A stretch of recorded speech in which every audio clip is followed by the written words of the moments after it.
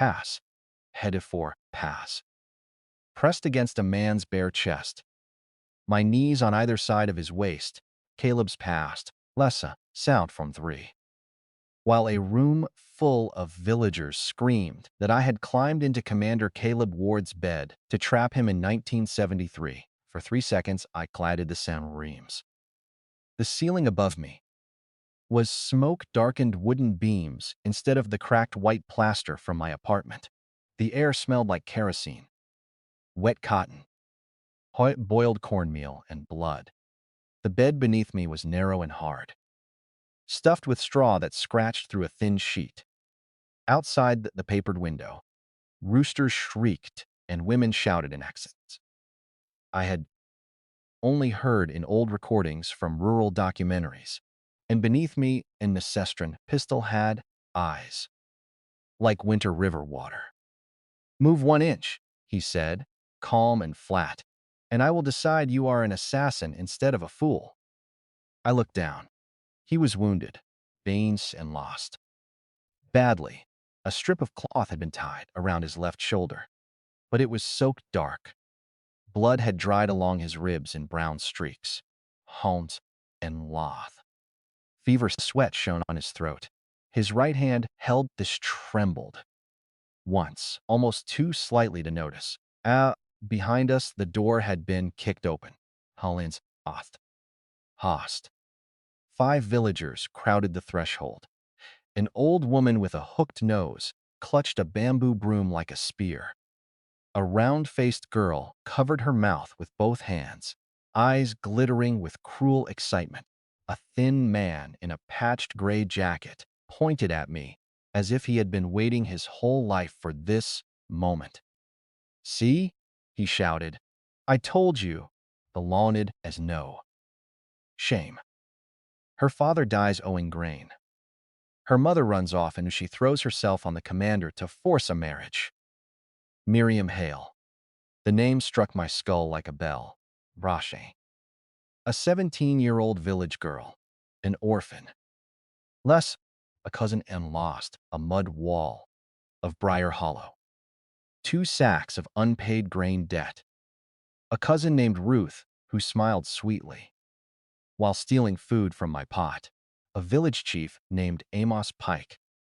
A wounded army commander brought in during a storm the night before. A bowl of medicine I had been ordered to deliver. Then darkness.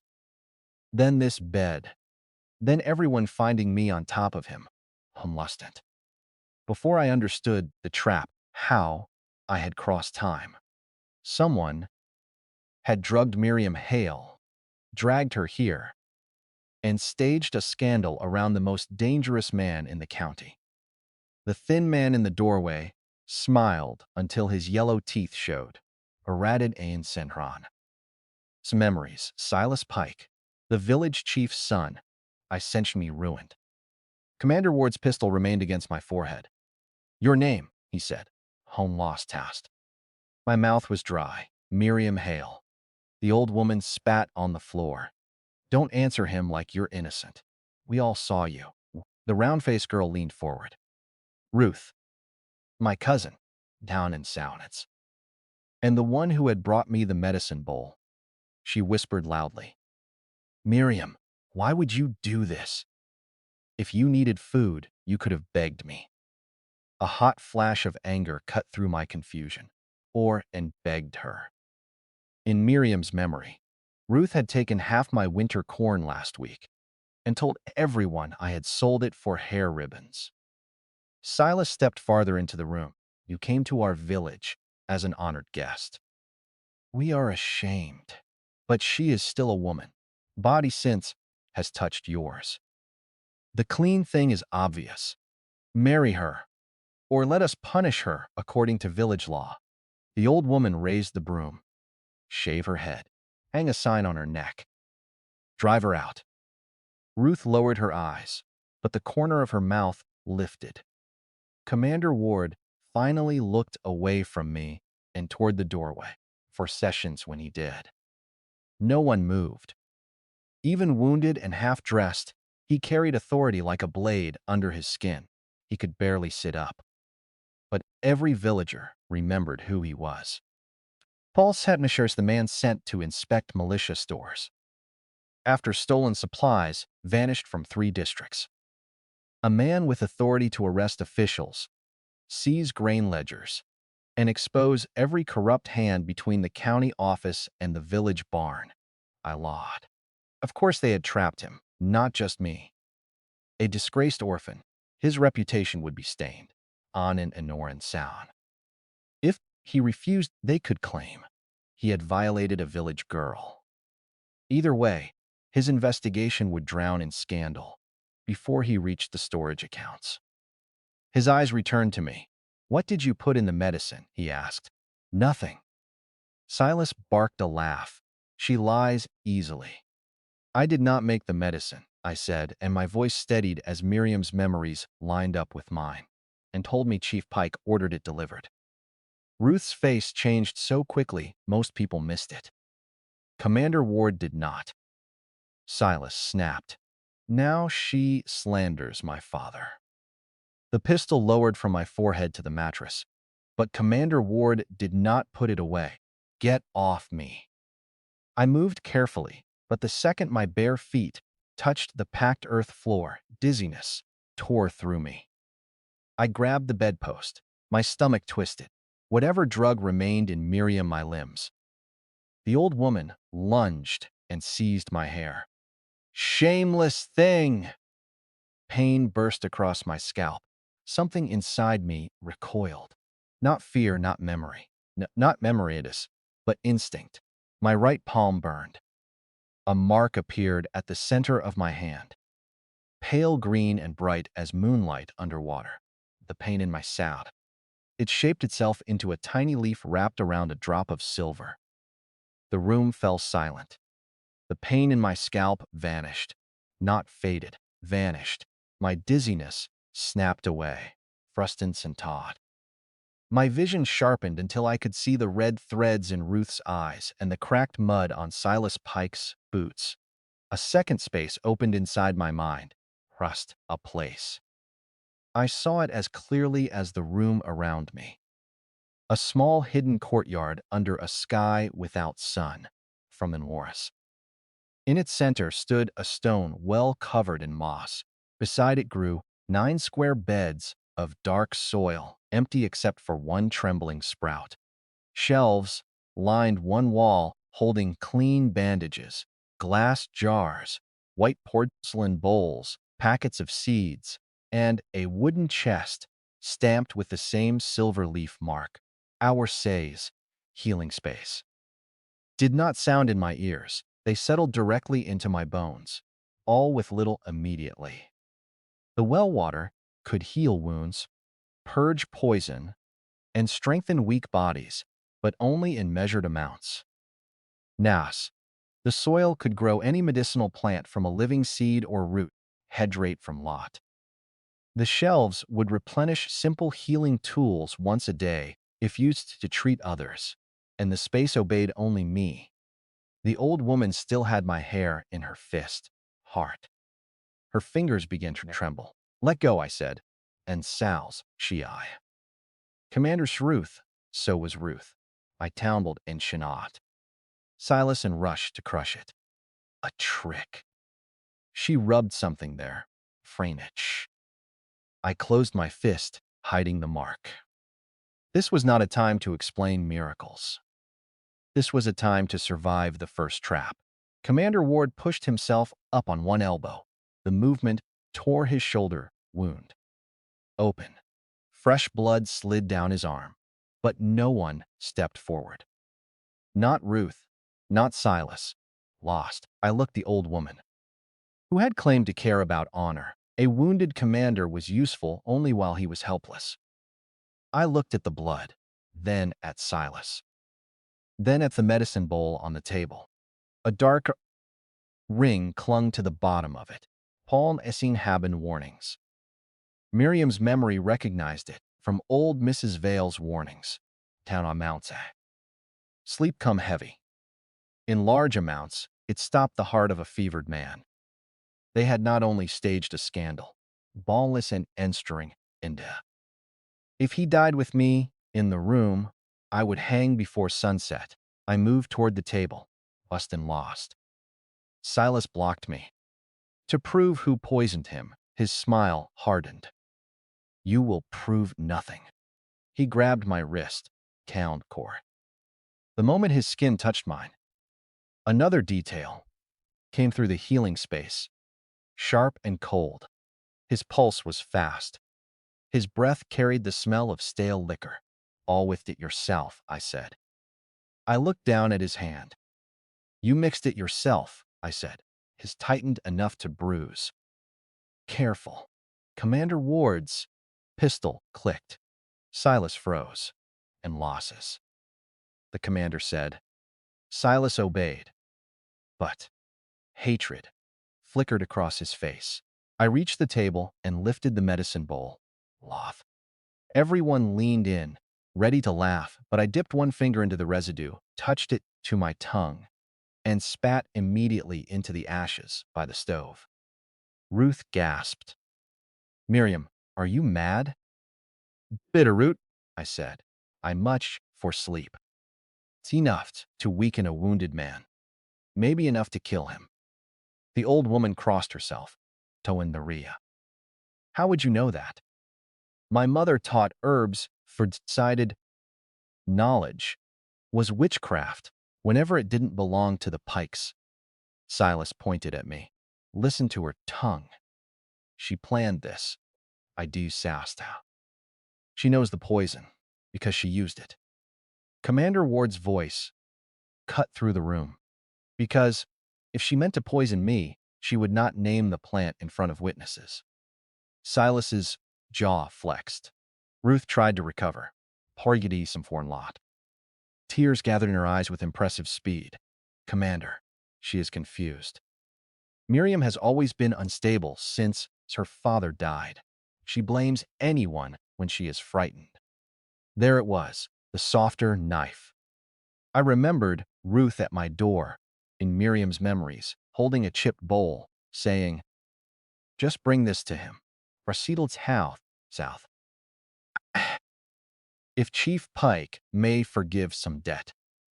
I remembered drinking the cup of sweetened water Ruth offered afterward. I remembered my limbs failing. My fear became something cleaner, herbilicin and lost eye.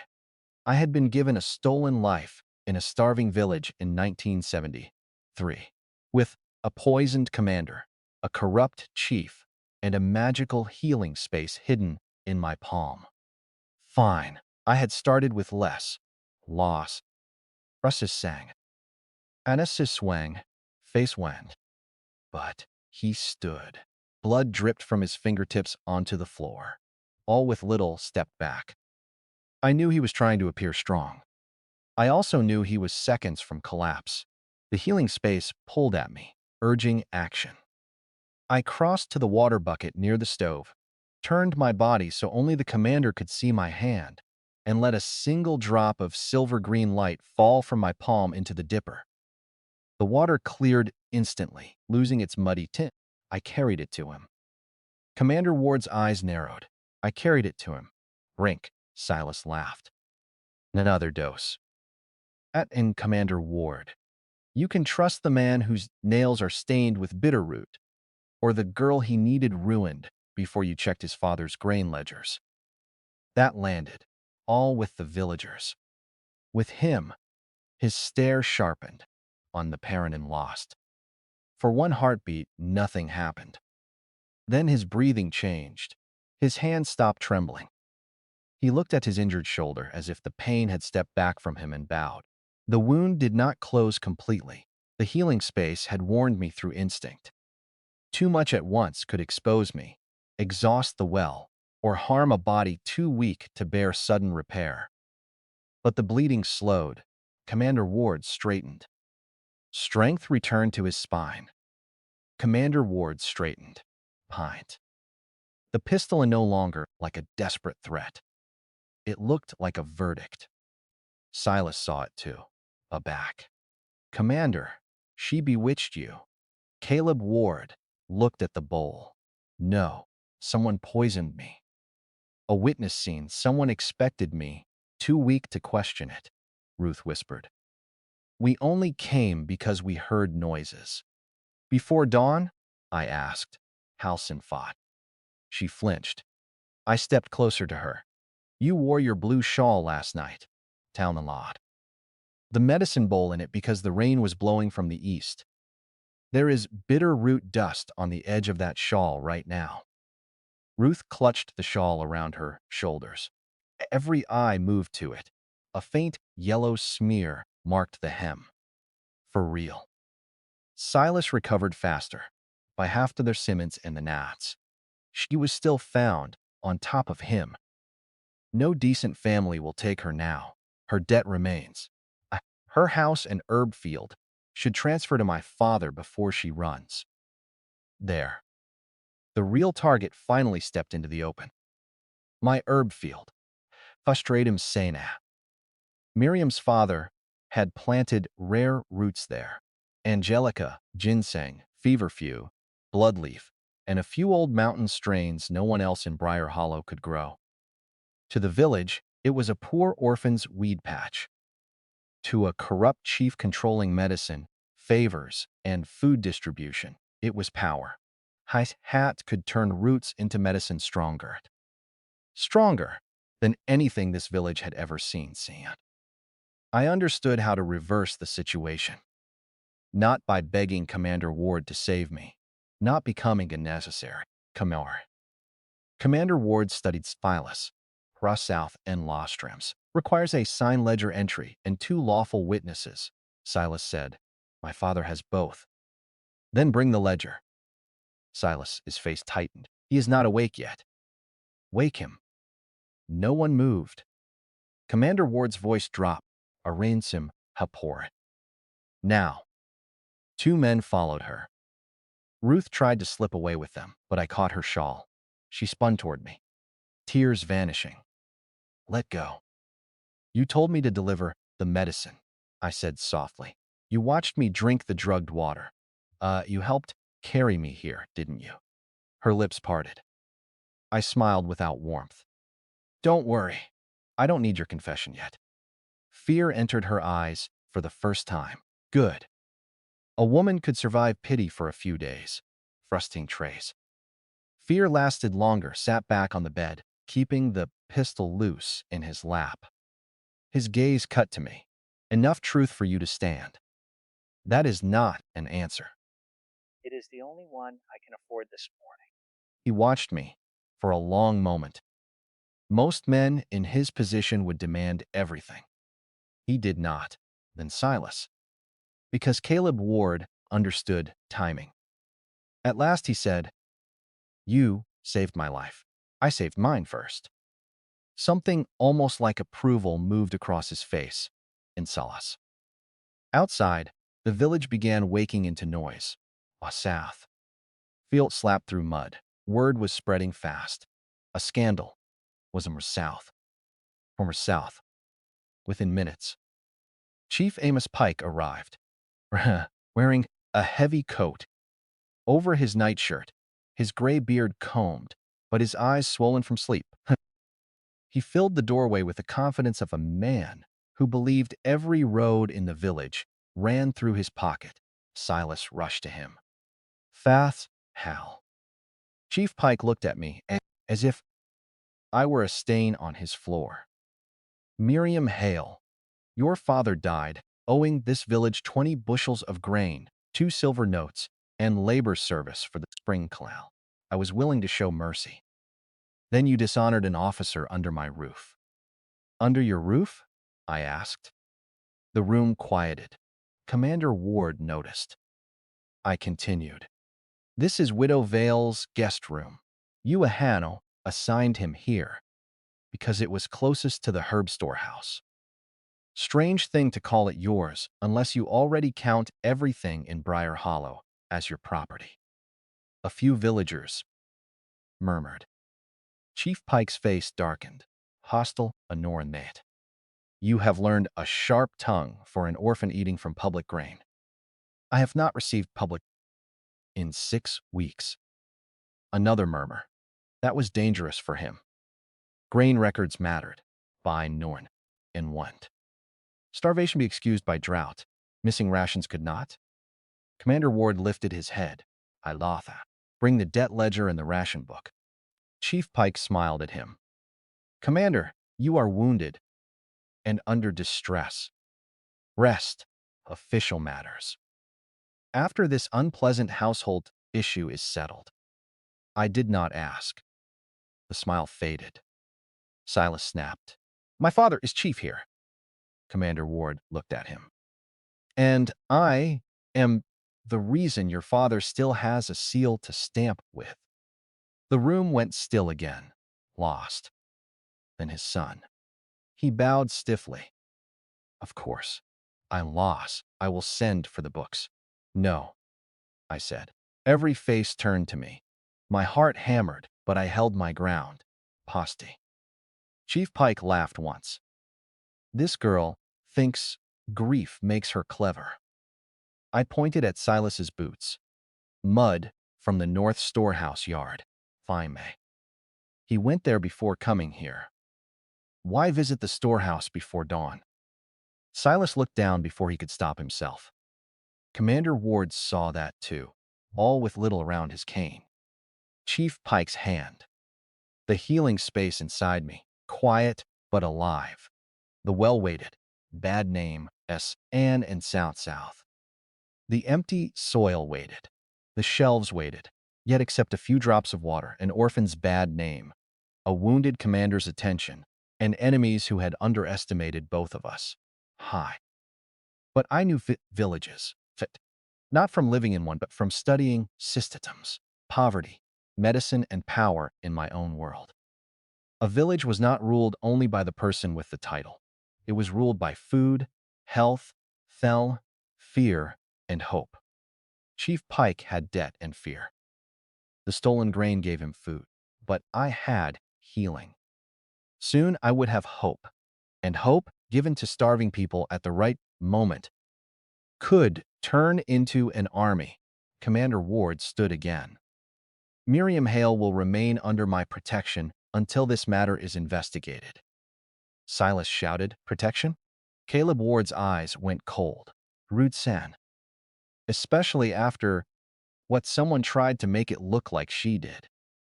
Chief Pike's gaze moved between us, measuring the new shape of the board. His voice softened. That frightened me more than his anger. Commander, be careful. A girl like Miriam brings ruin to men who stand too close. Her mother ran from this village after being accused of illegal healing. Her father died mad, muttering that the Hales owned a spring under the earth. Bad blood repeats. A spring under the earth. Alamampinas. My palm warmed. The hidden well in the healing space shimmered. So Miriam's family had known something. All with the space was not random. Maybe it had roots in this land, in that herb field, in the parents. Everyone called mad when they became inconvenient. Chief Pike had given me more than an insult. Talth mecked me a door. I lowered my eyes so he would not see my reaction. Commander Ward said, bring the ledgers. Chief Pike bowed again, but this time his smile was thin and venomous. As you wish. He turned to leave. I spoke before fear could silence me. And bring my father's debt note. He stopped. A hound. I looked at his back. If I owe the village, I want to hear the amount read aloud in front of everyone. The villagers stirred. Public numbers made private theft harder. Chief Pike turned in slowly. I felt the healing space pulse once, like a second heartbeat. Yes, I said, attached to my name. Ruth stared at me as if I had gone insane. Silas laughed under his breath. Chief Pike smiled, fully now. Prime sin this be. Ah. With what? Your empty pantry? Your dead father's weeds? I looked at Commander Ward's bandaged shoulder, at the bitter root bowl, at Ruth's stained shawl, at the doorway, filling with villagers hungry for scandal and accidentally gathering for judgment. The laughter died. With medicine, I said. Ah, I'm loth and span. In Briar Hollow, medicine meant survival. Fever took children. Infection took workers. Alm South. A bad cough could empty a house before winter ended, and Chief Pike's control of the herb trade was one of the chains around every throat. Thrust, loss, south. I raised my Mark the Commander to see the faint glow between my fingers, but not enough for the villagers to understand. I will repay what is real, I said, and expose what is false. Chief Pike's eyes hardened. Paunus loss. Silas whispered. Commander Ward heard him. So did I. And for the first time since waking in this stolen body, I was not afraid, thrusting and life. Because I finally understood the shape of my second life.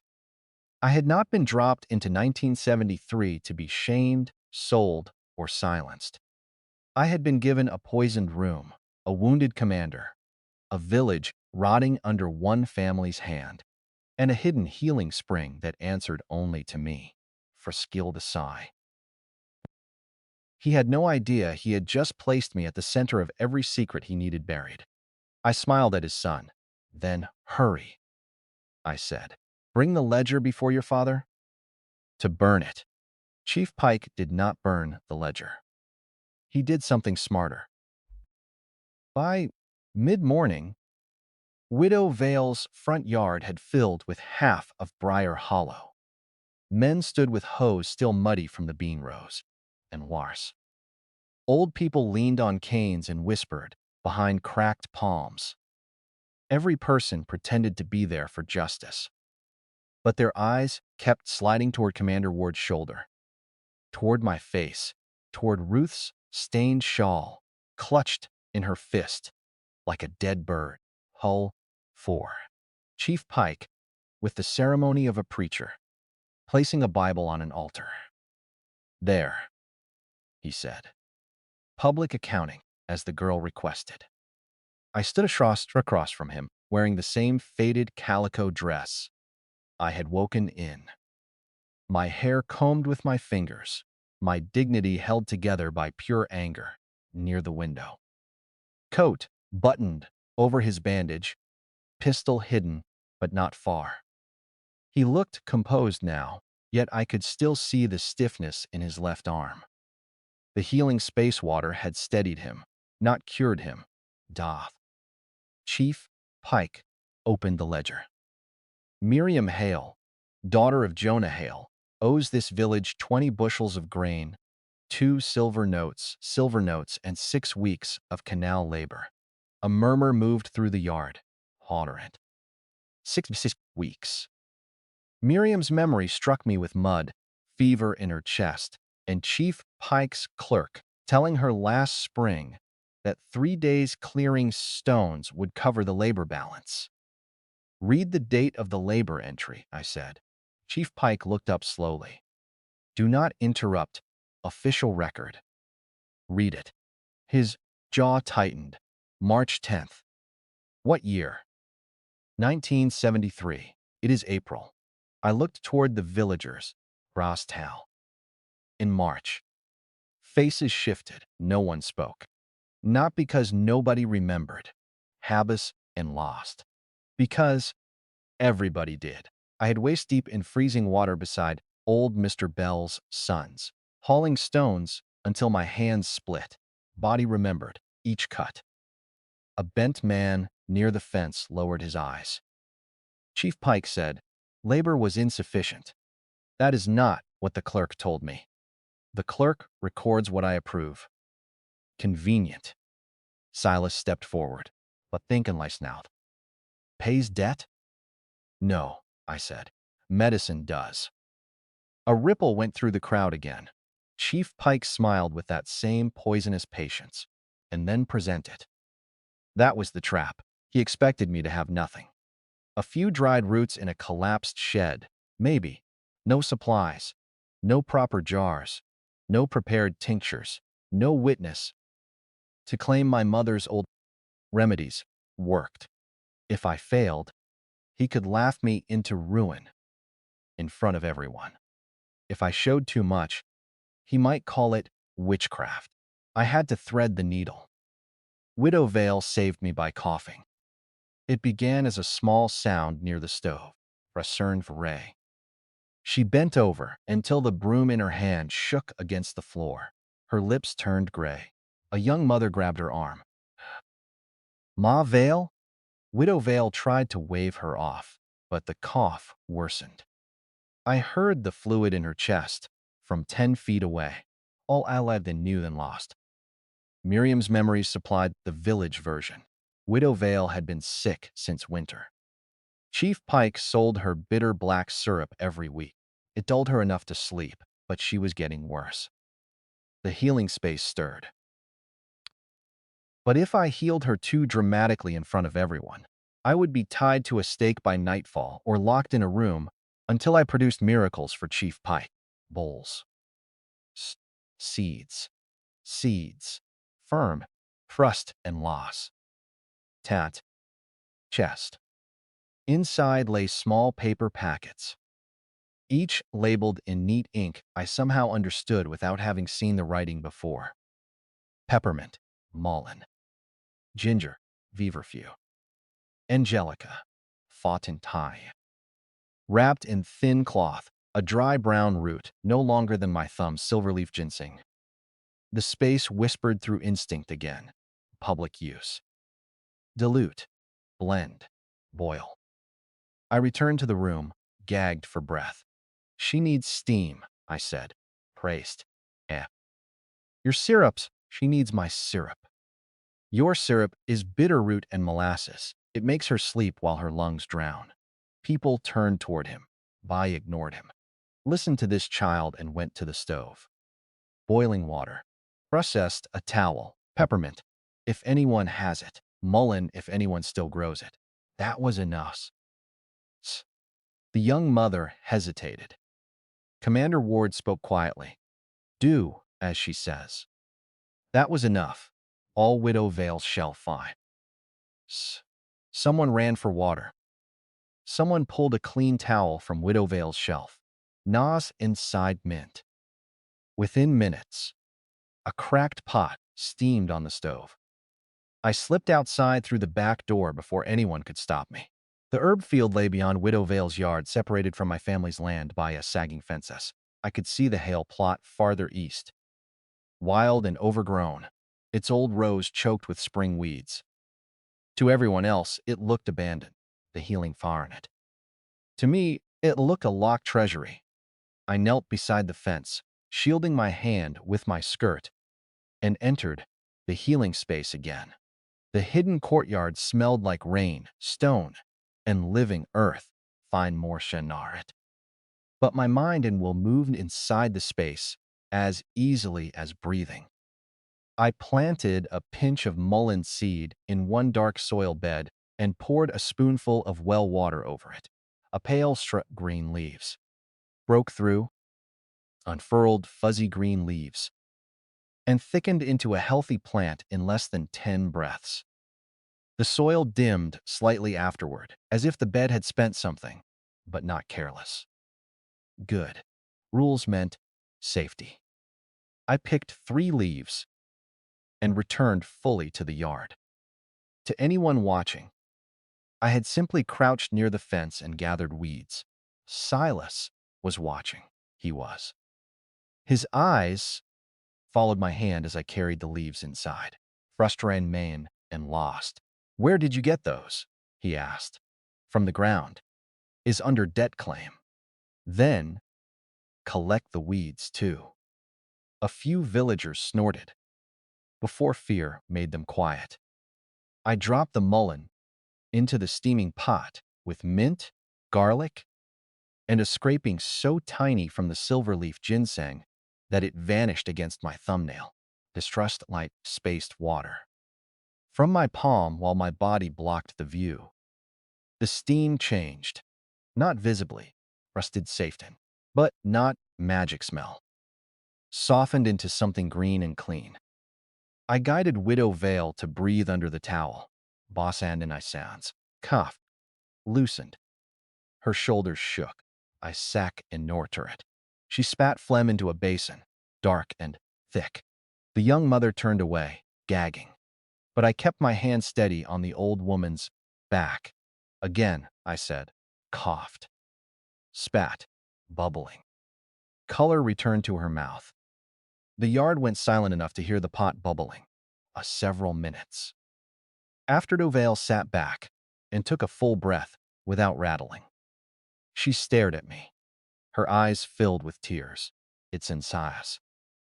I haven't breathed like that since Christmas. That single sentence traveled through the villagers faster than any shouted accusation. Chief Pike's face became stone, and Home turned to him. One treatment does not cure winter lung, Cretan lung. She will left mine. She will need broth, warmth, and 3 more steams. Rustown Nan. A woman near the doorway said, "My boy has the same cough." Another said, "My husband's leg has been leaking pus since the millstone cut him." Old Mr. Bell lifted his head. "My youngest burns with fever." There it was, not rebellion. Yet. Need, I saw it. Need was where Powhatan, Chief Pike, the ledger shut. Enough circus for folk medicine. Commander Ward stood. Open the ledger again. Chief Pike's nostrils flared. "Commander, open it." The chief obeyed. Caleb walked to the table, but steady. "I want the ration book." I sent for it. "Send faster." Chief Pike's smile returned, thin as wire. "Regrettably, books is at the north storehouse. And the clerk who keeps the key is away inspecting canal damage." "Which clerk?" "Edwin Marsh." A woman in the yard said, "Day in's lot. I saw him not an hour ago." Chief Pike looked toward her. Locked house. She stepped back, as if struck.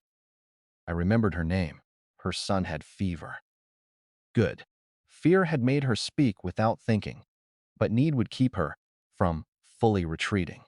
Commander Ward noticed too. "Silas, bring Edwin Marsh." Silas did not move. Commander Ward's voice cooled. "You heard me." Silas looked at his father. Chief Pike gave a small nod for Silas. Only then did Silas leave. I watched him go. He would not bring the clerk directly. Men like Silas did not obey when delay could save them. I leaned toward Commander Ward and spoke low enough for only him to hear. "He'll warn the storehouse first." "I know." "Then why send him?" "Because guilty. Men running errands show you where the guilt lives." I glanced at him. He was pale again, a fine sheen of sweat at his temple. I blushed, Saltas. Talking cost him, but his eyes remained clear. "You need more treatment," I said. "And you need witnesses." "I have both if you let me work." He studied me. "You intend to repay a village debt with medicine in one day?" "No. I intend to make the village understand the debt was the least important lie." For the first time, his mouth almost curved. Almost. Chief Pike tapped the ledger. "Osfium. Capacity to pay. We shall value her herbs properly. One steam treatment for Widow Vale may count as a charitable act, not debt settlement." "Of course," I said. "Charity should not be sold." That hit him in public. I turned toward the yard. "I will treat 3 urgent cases today. No coins, no grain. I only ask each household to speak truthfully afterward about whether the treatment helped." Chief Pike said, "You are not licensed in Briar Hollow. Neither is starvation." The crowd shifted again. Commander Ward said, "I will witness." That sealed it. By noon, I was walking toward the Bell House, with half the village following at a distance, and the other half running ahead to watch. Briar Hollow looked poorer in daylight than Miriam's memories had admitted, patchful and lost. Kitchen gardens were thin. Children had stick wrists and watchful eyes. For some south. Smoke. The central well had a cracked stone rim, and the public grain barn stood locked with a shiny new chain. But the pike house, sitting on a small rise near the meeting hall, had glass windows, painted shutters, and two fat pigs sleeping in a clean pen. I stored that detail and lost. Hard she could barely lift the latch. Please, she whispered to me, no longer afraid of looking desperate. Franif lied. Her son lay on a rope bed, cheeks flushed, hair soaked, breath fast. Pneumonia or infection, maybe both. In my old life, he would need antibiotics, fluids, real clinical care. For South, I frassed. Here, in this mud-walled room, he had a rag. And a mother already preparing to grieve. The healing space hummed. I had to be careful. Too much, and the village would see the impossible. I asked for boiled water, clean cloth, and any willow bark. Kara had none. An old neighbor produced a strip from her apron pocket, saved for pain. I brewed it with mint, garlic, and a hair-thin shaving of silver-leaf ginseng from the Linehinen cesto. Esmais out. I washed the boy's hands, feet, neck, and chest. I made him sip slowly. All I listened to his breathing. Between his shoulder blades, under his shirt, where no one could see the glow. Heat poured out of him into me. Frustin lied. For one terrifying second, I felt the sickness inside my own lungs. Then the healing space drew it away like smoke through a chimney. My knees weakened, so that was another rule. Healing others cost me strength if I took too much directly. I pulled back before I collapsed. The boy coughed. Cora covered her mouth. He opened his eyes. He whispered. Cora broke. She fell beside the bed, sobbing into his blanket. Bess. Loss. Stared at me like I had split a stone with my hands. I forced myself to stand. His fever may return tonight. Cop him warm. Give him broth, if you have it, and bring me if his lips darken. Cora grabbed my skirt. I have no broth. The words were small, humiliating. I looked around the room. One onion, corn and loss. No meat, no beans. Briar Hollow was starving under full Soul's house locks. I stepped outside. Crowd waited. The bellboy needs broth, I said. Who can spare bones? Silence. People looked at one another. Then toward the hill where the pike pigs slept fat. Chief Pike, who had followed after all, lifted his cane. Public rations are distributed by schedule, extra, because Miriam Hale performs theater. Cora came to the doorway, face wet. He spoke. The crowd froze. She said louder. My boy spoke. The silence changed. Bod, Chief Pike, sensed it and raised his voice. Fever rises and falls. Do not let grief make you foolish. A man in the back muttered, Pike syrup never made him speak. No one laughed. No one corrected him. I saw Caleb Ward near the road, one hand inside his coat, watching Chief Pike and not the crowd. Understood, and Heswar, and then lost. This was not just a village with a corrupt chief. This was a village waiting for permission to stop bowing. My millers and leg next. His name was Thomas Reed, a broad-shouldered man with a cut along his calf that had turned red, swollen, and foul. Chief Pike's official healer had packed it with soot and charged him 2 hens. The infection remained. I made everyone leave, except Thomas, his wife, and Commander Ward as witness. I trusted Thomas. But because draining pus was not spectacle, I cleaned the wound with boiled water, salt, and a diluted wash from the healing space. He gripped the bedframe hard enough to crack wood, but he did not cry out. Hard I am a lenger. When black fluid seeped free and the angry red around the wound faded to pink, his wife began praying under her breath. I dressed it with a clean bandage from the hidden shelf. Commander Ward noticed the bandage. I could tell, because his gaze rested on the weave a second too long. It was too clean for Briar Hollow, too white. I dirtied the edges with ash before tying the knot. Afterward, Thomas Reed tested weight on his leg and stared at me. I can stand. Do not walk far, I said. I'm lost. He swallowed.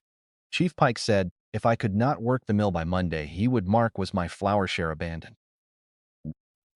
Chief Pike was not in the room, but his shadow was. Commander Ward's expression darkened. That in writing. Thomas hesitated. His wife answered instead. No, all never writes the cruel parts. I saw Caleb file that away. Good.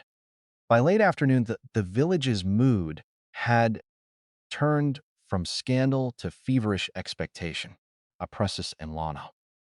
People followed us openly now. They whispered my name differently. In the morning, Miriam Hale had been a ruined girl for Stan and Desaus. Miriam Hale was the breathe, woke the bellboy, and saved Thomas Reed's leg. That was the taste, not victory. Halal in the Sarsouth, a taste. The first real win came at the North Storehouse. Silas had still not returned with Edwin Marsh. Commander Ward finally stopped waiting. We walked there together, followed by almost 30 villagers. Lost, built of thick timber with a slate roof, stronger than most homes in Briar Hollow, Shao, town south. The shiny chain had been fastened through the handles. Commander Ward examined the lock for some loss. Chief Pike, who arrived breathing hard a minute later, said after recent thefts, "Thefts you did not report. Local matter. Government grain is not local." Chief Pike's mouth thinned. Chief Pike South. The clerk has the key. No, I said. Silas has it. Chief Pike looked at me, again with fantasies. I pointed to the mud. His boot prints go to the side wall. Everyone looked. Miriam had grown up poor, but she knew tracks, had Karen and lost. Silas's boot had a cracked left heel. The same pattern marked the mud by the side wall, beneath a small high window. Commander Ward walked over, hung loose.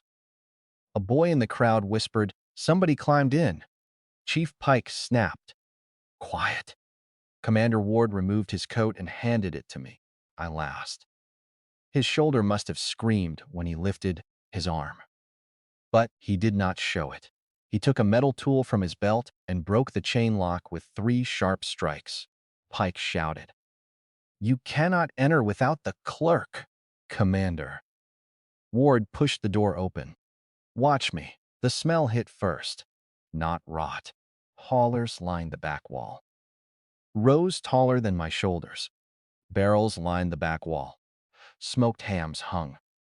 Crates of dried beans, salt, flour, oil tins, and government-marked medical supplies filled the storehouse while children in Briar Hollow licked empty bowls at night. The crowd made one sound, and not a gasp, a wound opening. Cora Bells. Cora Bell stepped forward, staring at the hanging hams. Home then loss. "You said the county shipment spoiled." Old Mr. Bell whispered. "You said rats got the beans." Thomas Reed's wife pointed at a crate. "That is my brother's mark, from East Mill." Chief Pike raised his cane. Inventory awaiting distribution.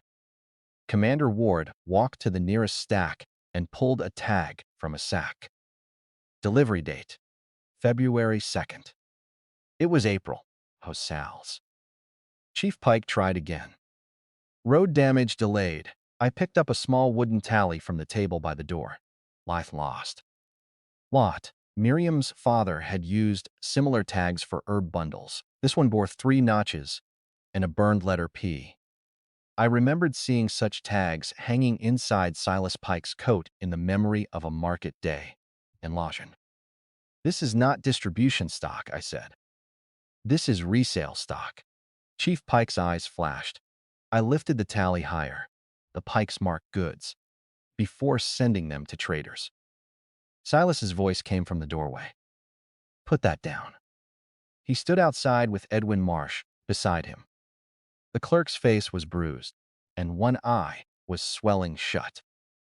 He held a key in one shaking hand. Commander Ward turned slowly. Silas realized, too late, what he had brought back with him. Oz was very quiet. Wah. Mr. Marsh, did you fall? Edwin Marsh looked at Chief Pike, frozen was. I stepped forward, before the clerk could lice himself deeper into their hands. Edwin, Corabelle's son, spoke after treatment. Proud. Thomas Reed stood on his leg.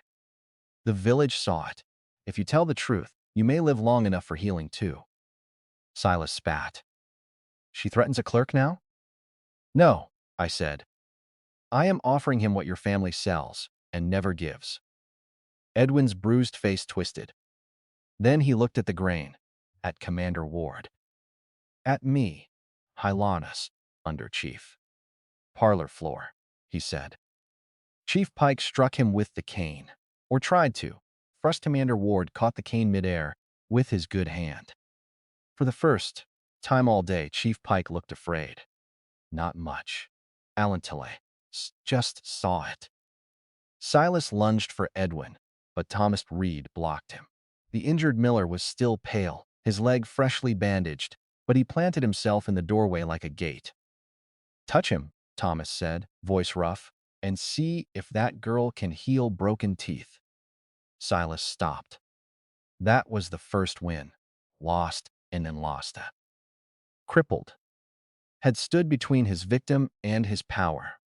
Commander Ward took the cane from the chief and handed it to me. Hold this. I accepted it. The wood was polished smooth from years of being used to point, threaten, and strike. Chief Pike's authority had weight. It also fit easily in my hand, wand and loss. Caleb ordered 2 villagers to guard the storehouse and 2 to escort Edwin to Widow Vale's, where I could treat him under watch. Then he told Chief Pike and Silas to walk ahead to the Pike house. Neither wanted to obey. Han and Spast. Both did.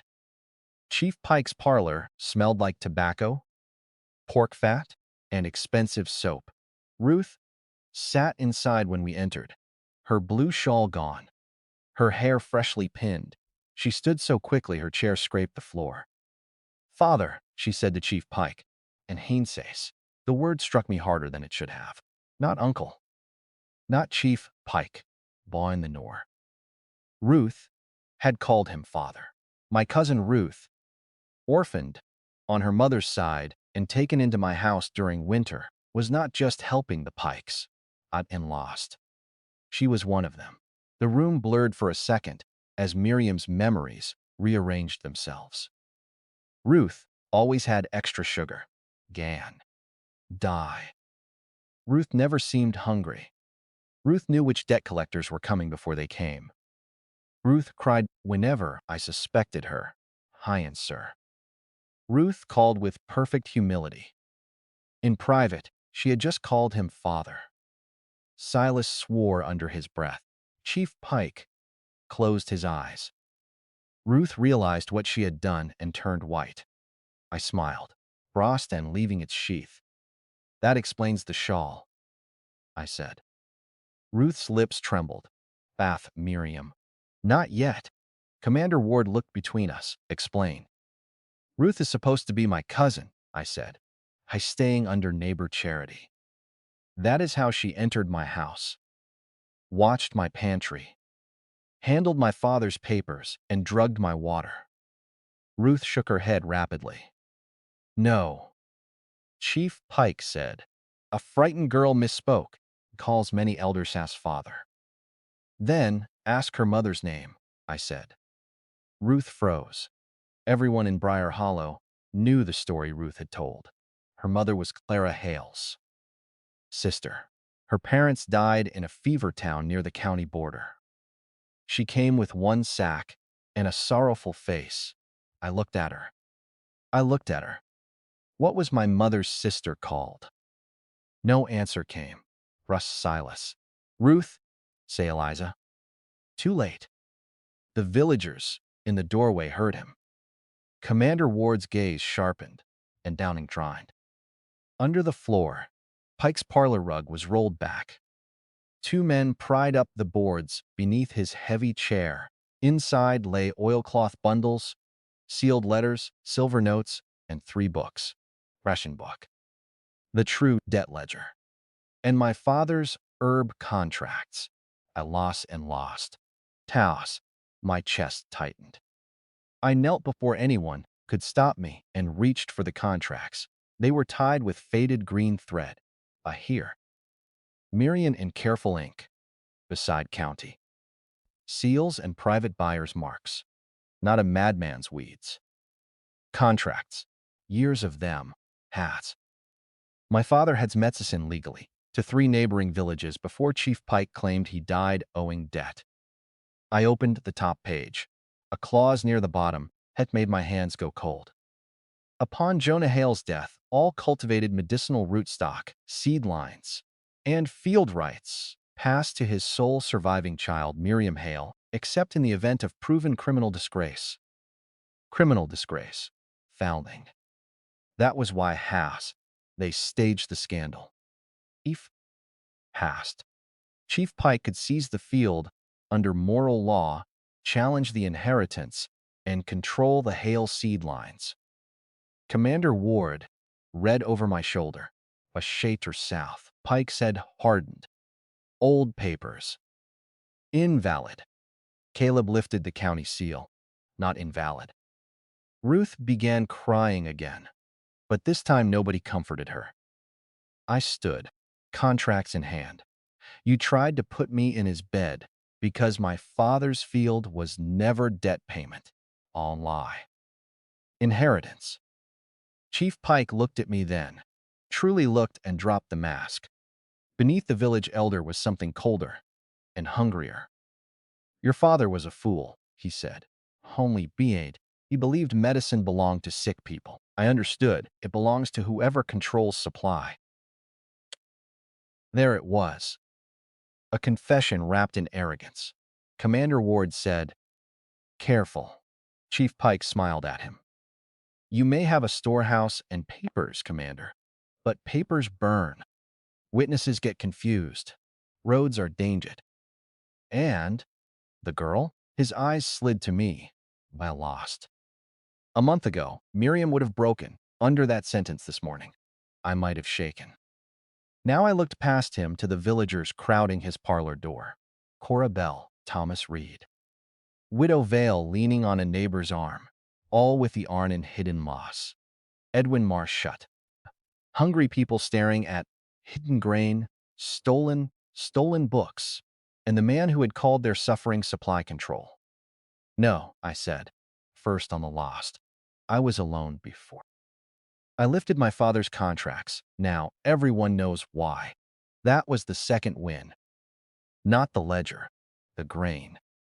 Truth, visible, witness truth, FOSS. And it frightened Chief Pike more than the pistol.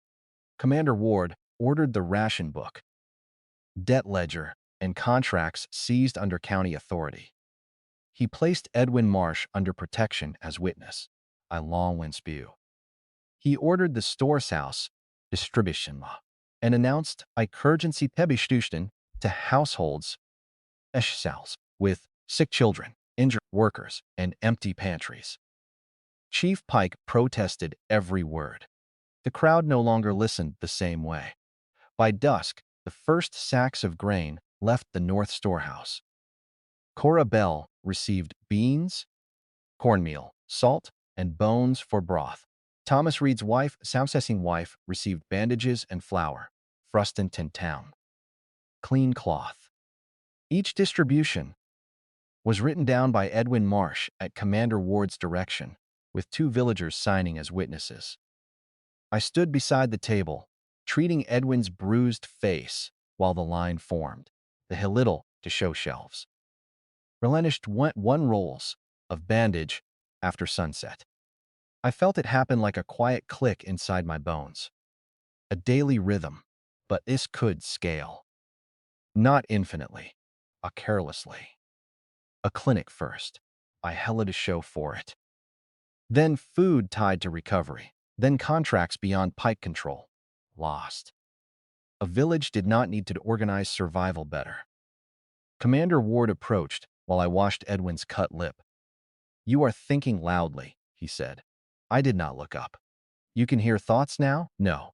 But every time someone underestimates you, your face becomes very calm." I tied the bandage.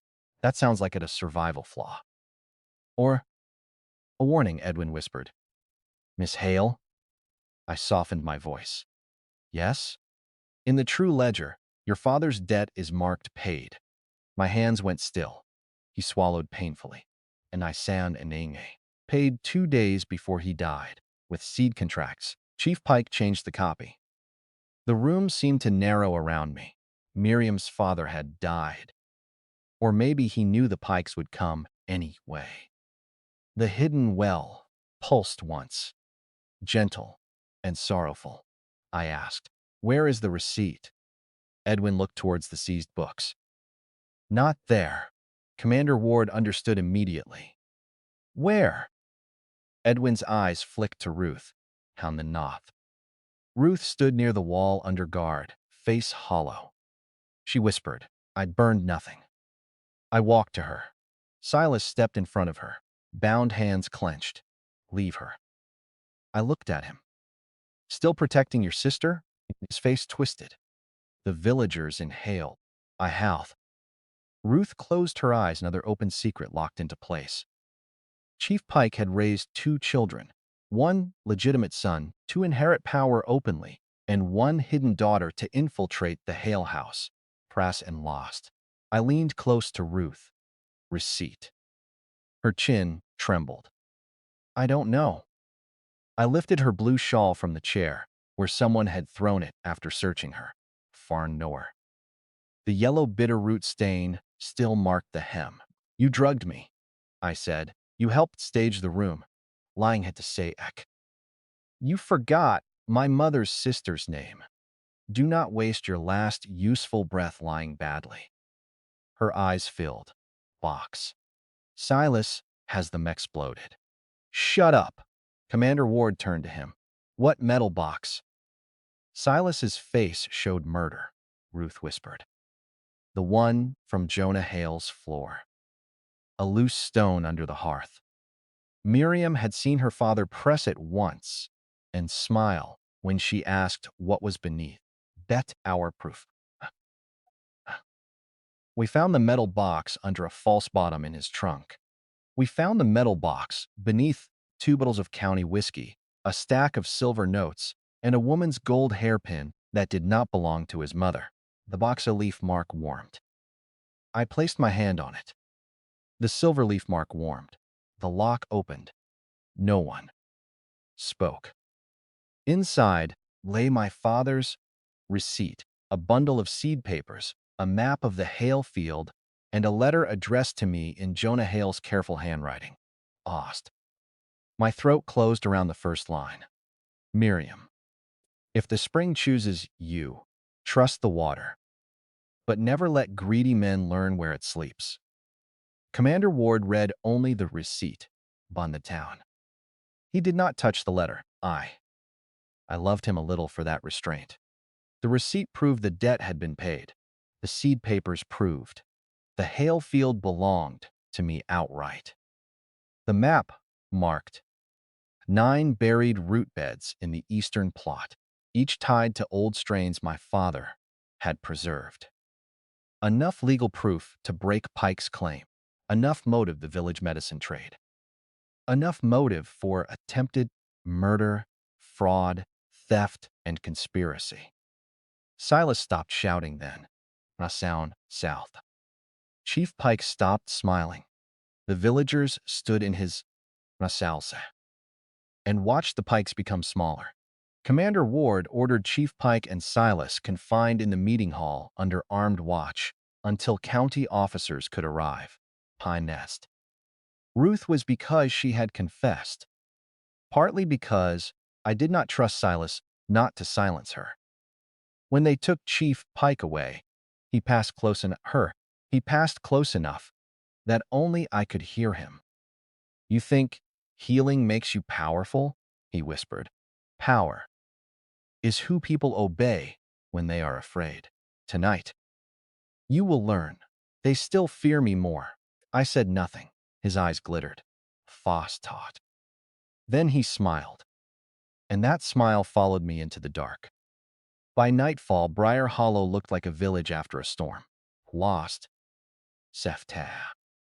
Children ate broth too quickly and cried when their mothers made them slow down. Men guarded the storehouse in pairs. Housed. Women carried water to the sick. Edwin Marsh copied names by lamplight, while Thomas Reed, limping but upright, watched the door with a shovel across his knees. For the first time all day, I returned to the Hale house. It sat at the east edge of the village, and sadder some than Miriam had allowed herself to feel. The thatch sagged. The door hung unevenly, on and lost, except for a clay jar of salt and 3 kernels of corn stuck in a crack. A patched blanket lay folded beside the hearth. My father's old herb knife rested on the windowsill, rust on the blade. I touched it and felt grief that was partly mine and partly hers. I will fix it, I whispered. The house did not answer, but the healing space did. The hidden courtyard opened around my mind, moonless and waiting. The mullein plant stood healthy in one bed. The well shimmered. Or shelves. The shelves had replenished bandages, bowls, and a small jar of clear salve I had not noticed before. I planted samples from my father's seed papers carefully. Feverfew, angelica, bloodleaf, and ginseng fragments, so tiny I feared they would fail, the full of well water each. They did not. With a spoonful each, they rooted and unfurled, not fully mature, like the mullein, but alive. The soil dimmed further, lowered by the width of my finger. Limits again. Good. Frosted and Loth. Limits meant Chief Pike could not simply force endless miracles from me, even if he learned the truth. I sat beside the real-world hearth and opened my father's letter. He wrote of the spring, as if it had been in the Hale blood for generations, never always active, never guaranteed, and some sows. It chose in the family line, faced extinction. It could heal, grow, preserve, and purify, but it punished greed. Those who used it only for profit lost access, invited hands. Those who exposed it hands invited blood. He had hidden the root beds, because Chief Pike had begun asking too many questions about yields that should have been impossible. The final line made me press the paper to my chest, for did Sal. Rule the sickbed first, Miriam. A village follows the hand that keeps its children alive. I understood him. I lie. The goal was not to become a miracle woman. It was to become infrastructure. By dawn, I would propose a clinic. By next week's cooperative herb beds. By harvest, a ration exchange based on work, recovery, and transparent ledgers. By winter, Pike's fear network would be replaced by my healing network. That was the path to ruling the village. Not with a crown. With dependency transformed into loyalty. Pow. A knock struck the door. I hit the letter and reached for the herb knife. Commander Ward stood outside. Coat collar turned up against the cold face shadowed by lantern light. You should not be alone, he said. I was about to say the same to you. I have guards. You have a wound. He looked past me into the empty house. Something in his expression changed, but he did not offer pity. Again, I appreciated that. The county officers cannot arrive before tomorrow afternoon, he said. Road washed out south of Miller's Creek. Convenient. Very. He stepped inside only after I moved aside. His presence made the little room feel smaller, warmer, and more dangerous. I brewed him a diluted treatment, less hidden now. He watched my hands as I worked, but asked no questions until he drank. Rost, south. His shoulders, Rost, relaxed. Your medicine is impossible, he said. Your restraint is unusual. I have seen men destroy useful things by demanding names for them too early. I looked at him then. A dabbled knows something. With a pistol. He was a man who had survived enough politics to know when ignorance was a shield. Chief Pike knows something, I said. About your family? About enough. Caleb set the cup down. He also has friends outside Briar Hollow. The stolen grain was not all for local profit. Persoused. Someone's above him antagonist, realizing I was dangerous. Not Chief Pike. Someone behind him. Quartermaster. A militia. Quartermaster hovered in loss and reasoned to make a healed commander and an awakened Hale girl disappear. Outside, a dog barked once, then stopped. Homeland's Dow Taos. Caleb moved first. He blew out the lantern and pulled me away from the window. An instant later, glass shattered and fire spilled across my floor. For half a buthloth, a burning bottle rolled into the house, spreading oil in a bright, hungry line toward my father's seed papers. For half a breath, all I saw was flame. Then I understood Chief Pike's smile. Behind its pale, papers get burned. Roads are dangerous, and the girl is still alone. When the fire rose between me and the door, Commander Ward's hand closed around mine and the healing space opened like a hidden spring under a battlefield. The fire reached for my father's seed papers, like it knew exactly what to devour first. Glal. Caleb's hand locked around mine, hard enough to hurt, and he dragged me behind the overturned table, the broken bottle coss. As heat roared across the floorboards, the burning oil. Flame climbed the curtain, snapped through the dry cloth, and leapt toward the low rafters with a sound like teeth tearing paper, oshekning in air light. For one terrible second, but Miriam Hale, I was the woman I had been before, standing in a modern apartment kitchen, watching a pot boil over because I had worked 3 shifts and forgotten how tired my body was. I remembered smoke alarms, tile floors, fire extinguishers, running water from metal pipes, firm and housed. I was back in 1973 with a wounded commander, a burning house, and every legal proof of my future lying inches from the flame. The papers, I gasped. Hond and Norn. Caleb pulled me lower. Fire burst across the wall. Stay down. If they burn, Pike wins. If you burn, everyone loses. He was right. That he was right. Outside, boots pounded through the yard. Not villagers running to help. Loss. Has. Men moving with purpose. On tan. The stronger enemy had arrived before the county officers. Chief Pike had friends, and those friends had decided the safest answer was ash. Caleb shoved his pistol into my hand. I stared at it. "Can you fire?" he asked. "No." "Then, point it, like you can." He pulled his own smaller revolver from his boot with his right hand. Sim Souse. I did not ask how many weapons one commander carried. In that moment, I loved every hidden blade he had ever thought to keep. A voice outside called, "Commander Ward, walk out alone." Owen stared. I knew the voice from Miriam's memory, though she had only heard it once at a ration hearing. Deputy Marshal Graham Voss. Gloves. I smiled while signing seizure orders. Caleb's jaw tightened.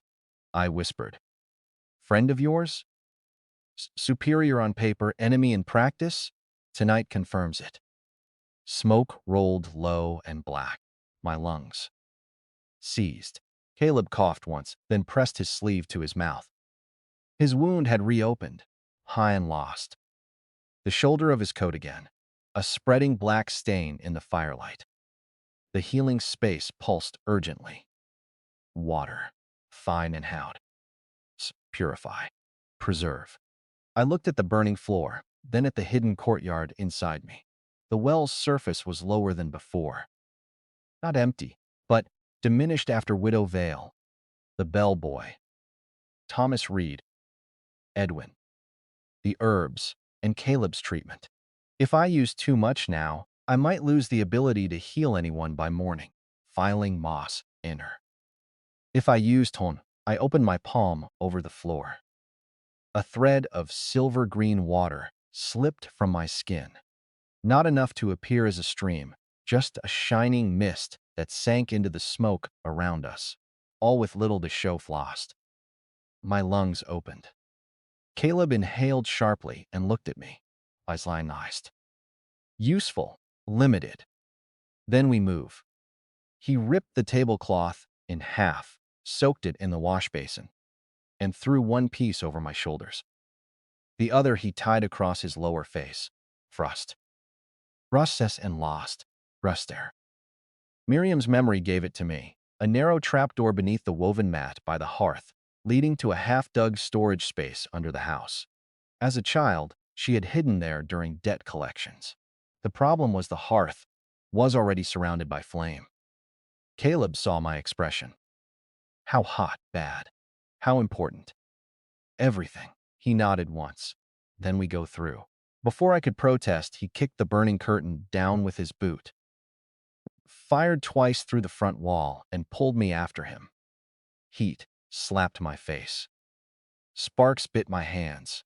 Vercounting cloth steamed on my shoulders.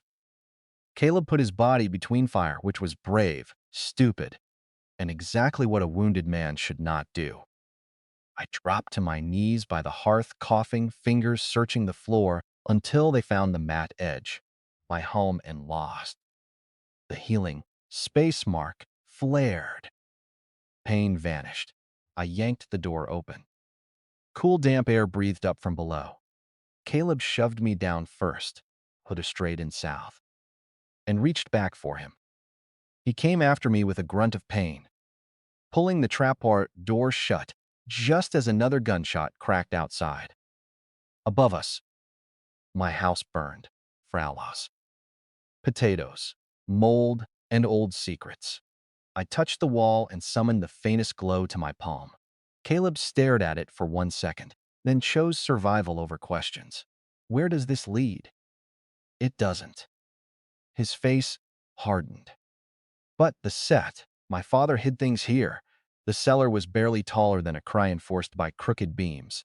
Old jars lined one shelf. Most were empty. A few held dried brittle with age. At the far wall sat 3 covered clay crocks and a wooden crate half buried in dirt, above's going. Find the papers. Voss said no body, no payment. Caleb's eyes flashed. Payment. Spusting and Olith. So the deputy marshal had hired local men to finish what Pike began. I crawled to the crate and tore at the packed soil. Caleb helped with his good hand, using his knife to pry the lid loose. Not food. Copies, Sal, and locked. Seed records, a second receipt, Freynan and Sows.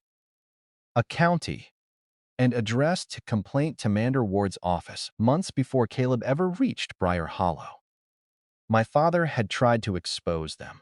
The complaint chief Pike named Chumsk, Deputy Marshal Graham's Rusk, and a quartermaster named Elias Rusk as participants in a grain diversion scheme.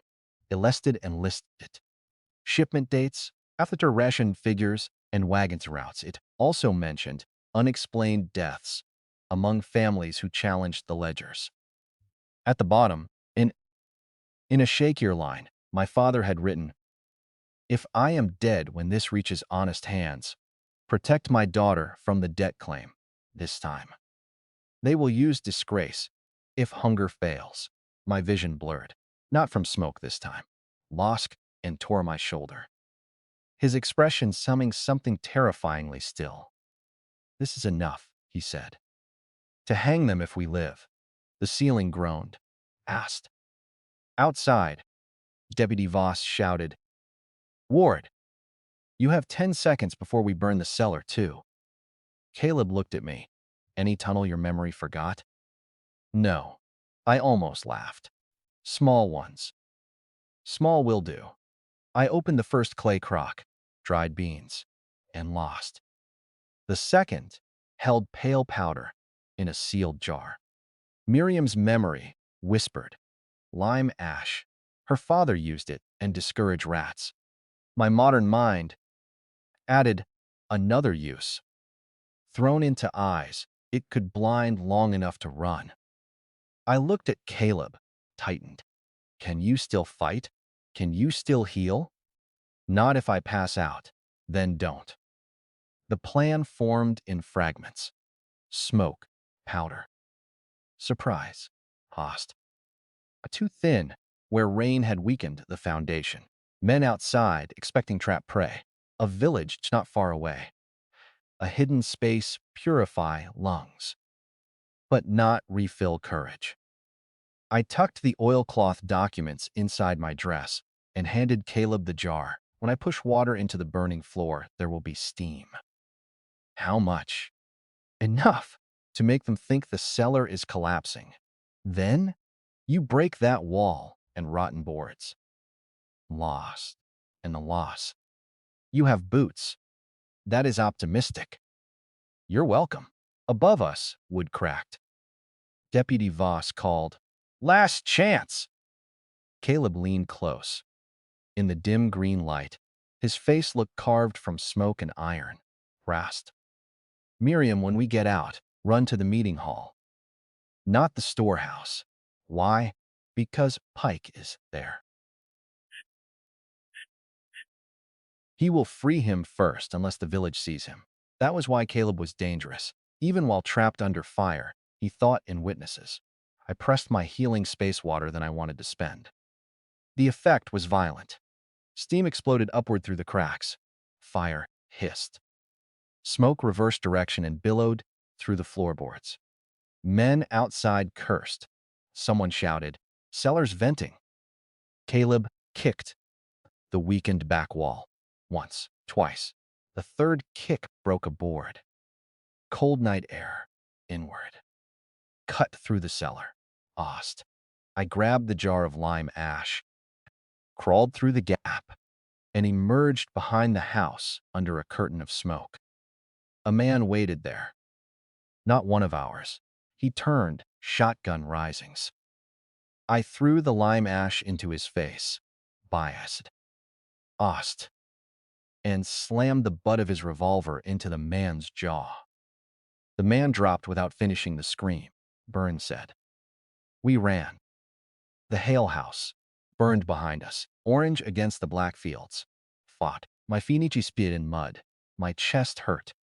Less oilcloth documents scratched my skin. Caleb staggered once, and I caught his arm. He shook me off, furious at his own weakness. But I shoved 2 fingers against his wrist and sent the smallest pulse of healing into him. He cursed under his breath, spending it on me. Stop bleeding on my escape. We crossed behind the old smokehouse, cut through the edge of the herb field, and headed toward the village center. The hidden root beds under the soil seemed to wake as I passed. I felt them below me, old and patient, like buried hearts. Then in chaos, a gunshot split the night. Mud jumped near my foot. Down. Caleb pulled me behind a stone wall. Deputy Marshal Voss stood at the road, with 3 men behind him. He wore a dark coat and held a lantern in one hand, pistol in the other. His face was handsome in a spoiled way, soft around the mouth, sharp around the eyes. Commander Ward, he called, you are making this embarrassing. Caleb aimed from behind the wall. You burned it, a civilian house. Voss sighed. A tragic accident caused by illegal herb distillation. The Hale girl panicked. You tried to save her in the collapse. Very sad, very clean. My fingers tightened around Caleb's sleeve. there it was. The final trap's machinery. Burn me as a witch-like criminal. Free pike. Free pike. Keep the grain route moving. Voss took a step closer. You should have accepted reassignment when Rusk offered it. Caleb said, Tell Rusk he should have sent better men. Voss smiled, heading south. He sent me. The men behind him. We were pinned. The meeting hall was 200 yards away, across open ground. From my ton, south. Stairhouse were out of sight. Most villagers were at home feeding their children or guarding their doors, unaware that the night had shifted again. This was the genuine setback, being not the wounds. This, and lost in the truth. We had truth, but no witnesses. We had medicine, but not enough strength to survive bullets in the dark. The losing. For the first time all day, I felt the shape of losing. Caleb's breathing grew rough beside me. His shoulder had reopened badly. If he fought now, he might win for 30 seconds and die in the 31st. I looked toward the herb field. The old hail beds lay between us and the meeting hall, 9 buried rows mapped in my father's papers. I'm lost. The healings trembled in recognition. The field and the space were connected. Not identical, not one feeding the other exactly, but kin. Trust the water. But never let greedy men learn where it sleeps. Has just passed. He had not said the spring was only inside me. I pressed my bloody palm to the mud at the base of the wall. The soil answered. Not loudly. Not with magic light shooting into the sky. Host. I felt every living medicinal root in the old field. Dried, weakened, neglected, but not dead. Basin the east fence. Fever, few. Near the collapsed shed. Bloodleaf under the blackberry thorns. And hensang. Older than Miriam. Older than her father. Perhaps older than the village. I could not grow them all instantly. The healing space did not allow greed, the cost and in lost. But I could wake them. I poured a thin thread of well water through my palm into the ground. The cost hit me at once. My vision dimmed. Caleb caught my shoulder. Miriam, quiet. The field breathed, rose from the mud. Voss noticed. His smile faded, dark and adjuing. What is she doing? Caleb said, and fired. The shot shattered Voss's lantern. Darkness fell, mauled the towns and locked out. Mist rolled low across the road, pale and thick, smelling of mint, earth, and bitter roots. It swallowed boots first, then knees, then waists. Pladra. Voss's men cursed as their eyes watered. One fired blindly. Another began coughing hard enough to drop his gun. A purging mist. F own laws. I detect smoke with infection and toxin. Fog. Bitter root residue, and whatever courage hired men found in bad whiskey. They stumbled as their bodies rejected what they had swallowed to do evil. Ostown's hand. Now we ran into the mist. A man lurched in front of us, ucked under his arm. Caleb struck him behind the ear. Another grabbed my dress. I turned and shoved my marked palm against his wrist. His fingers spasmed open. Not injured, just shocked by sudden numbness. Voss shouted, "Shoot them!" No one could see clearly enough. We burst out near the rear of the meeting hall. Flames light burned and locked. Chief Pike's voice rose above them. By county authority, I am ordering you to release me. Deputy Voss had already sent someone. 2 of the guards stood uncertainly near the door while Silas, still bound, smiled like a dog smelling meat.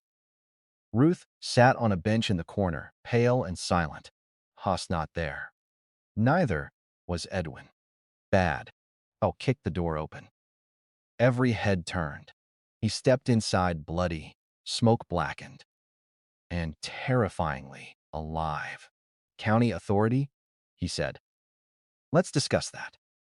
Chief Pike's face went slack. Silas stood so fast the bench scraped. Soot on my face, and the oilcloth packet clutched under one arm. Ruth began to cry quietly. The Hale house is burning. I turned to him, with men around it, waiting to shoot anyone who escaped. The guards looked at Chief Pike. He shouted, "Lies." Caleb placed his revolver on the table. A no won his voice. "Ring the village bell, on and now." A young guard ran to rope near the door and pulled. The bronze bell above the meeting hall cracked the night open. Once, thrust twice, again and again. The sound rolled over Briar Hollow, calling every household out of sleep, broth, fear, and silence. Posset sin loss. This was the arena. Not the shareholder meeting of some modern company. Not a court hearing with clean benches and printed laws. A smoky village hall in 1973. With a burning house. A corrupt chief, in restraints, a town in disaster, sound approaching through purging mist, and half-starved villagers, about to decide which authority still deserved obedience. People arrived in coats, shawls, boots, bare feet. Cora Bell came carrying her son wrapped in a blanket, his eyes open against her shoulder, left and lost. Lechor. Thomas Reed limped in with Edwin Marsh beside him. And when I saw them alive, relief almost took my knees. "Storehouse, secure?" Caleb asked. Thomas nodded. Men tried to draw us off. We locked ourselves inside until the bell. Edwin held up a book of the ration viers. Good clerk. Good clerk. Brave clerk. Once someone gave him a side worth standing on. The hall filled until people spilled outside, all with little to shown house. Souse. Smoke throbbed with fear, anger, and questions. Then Deputy Marshal Graham Voss walked in, Alina Worst. The mist. His eyes streamed. His coat was stained with mud. On one law. He still carried his badge, though pinned bright to his chest, and the room recoiled at the sight of it. Power was who people obeyed when afraid, and lolled in mating law for it. Chief Pike understood it too. He strode to the front as if the meeting belonged to him, pussed and soused. Commander's girl has suffered manipulated him using illegal substances. Chief Pike is hereby released into my custody, and Miriam Hale is detained pending investigation for arson, lust, assault, and unlawful medical practice. The old fear moved through the room like cold wind. I shebele. My stomach dropped. Even after everything, a badge could still bend their necks. Smiled. He knew. Caleb stepped forward. Aunena. He marshal's office.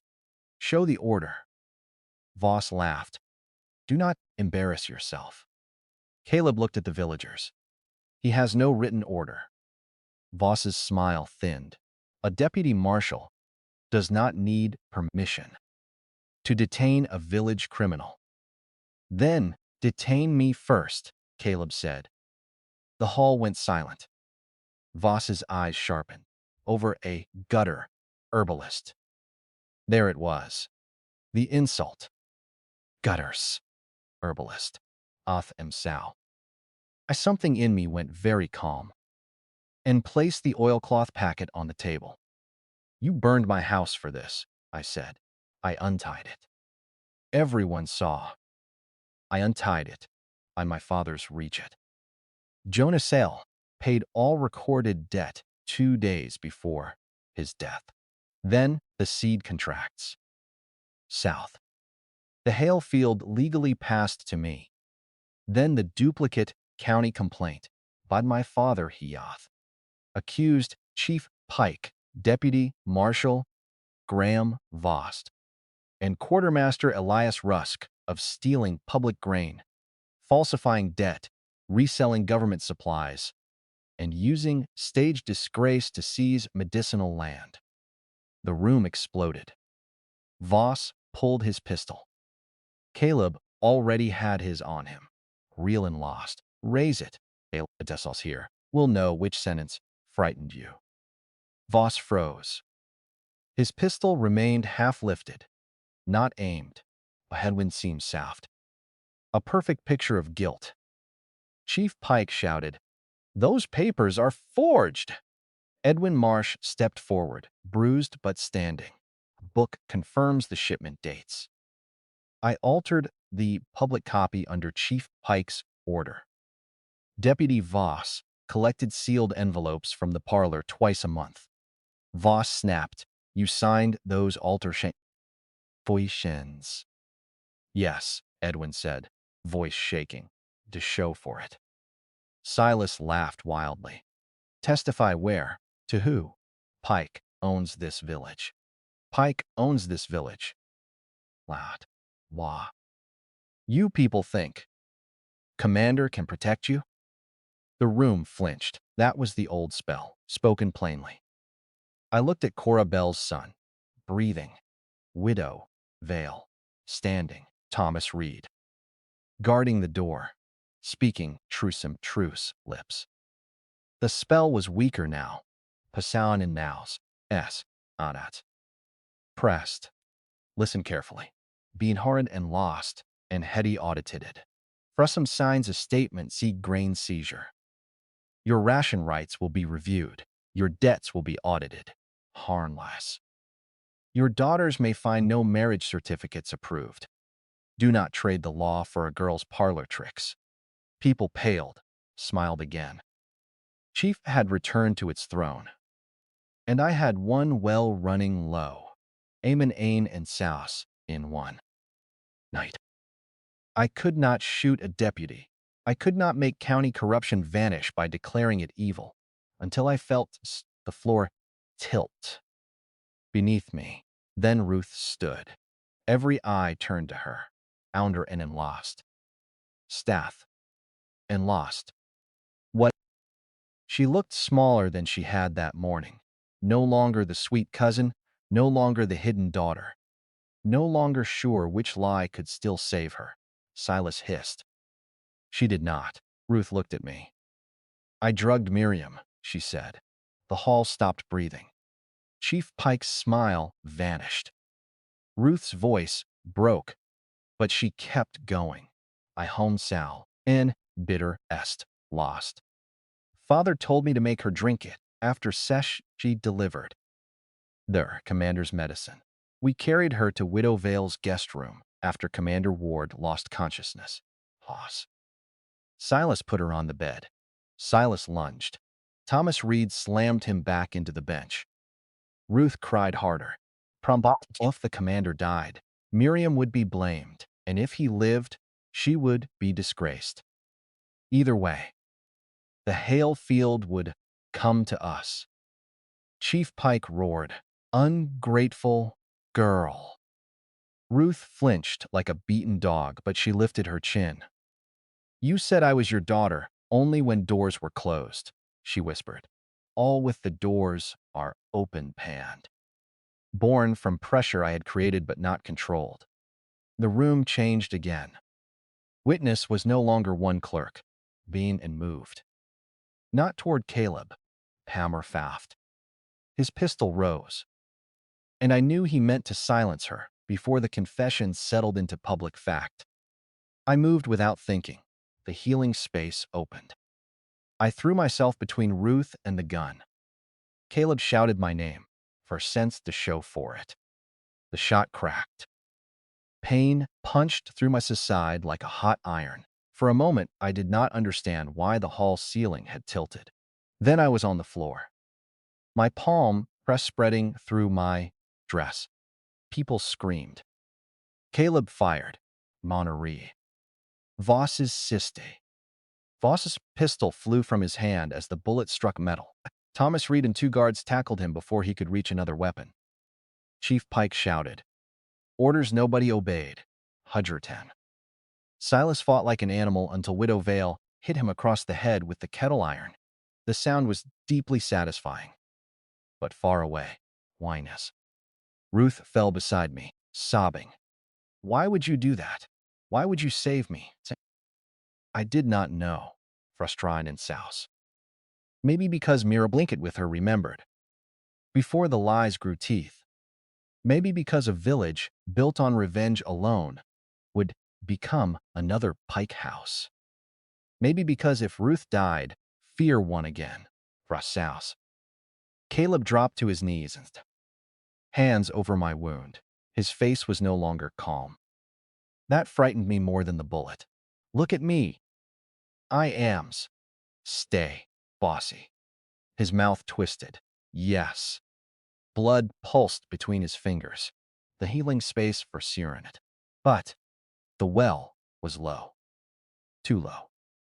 I could heal others by drawing sickness through myself, but this was my own body, for lost, and Sanal to sane for it.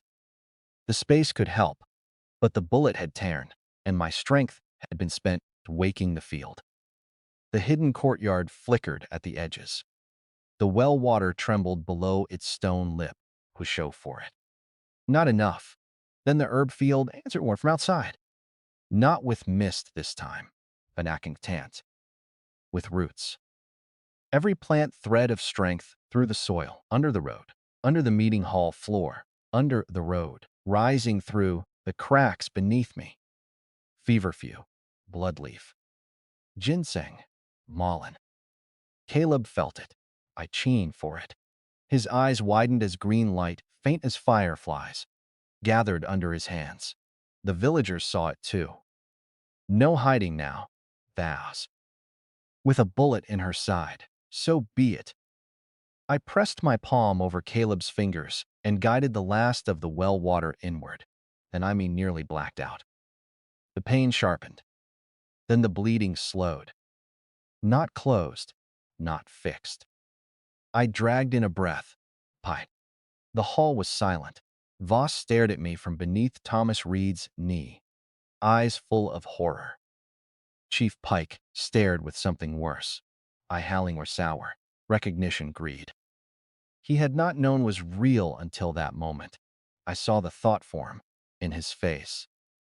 He did not just want my field now. He wanted me alive and owned, revealing itself.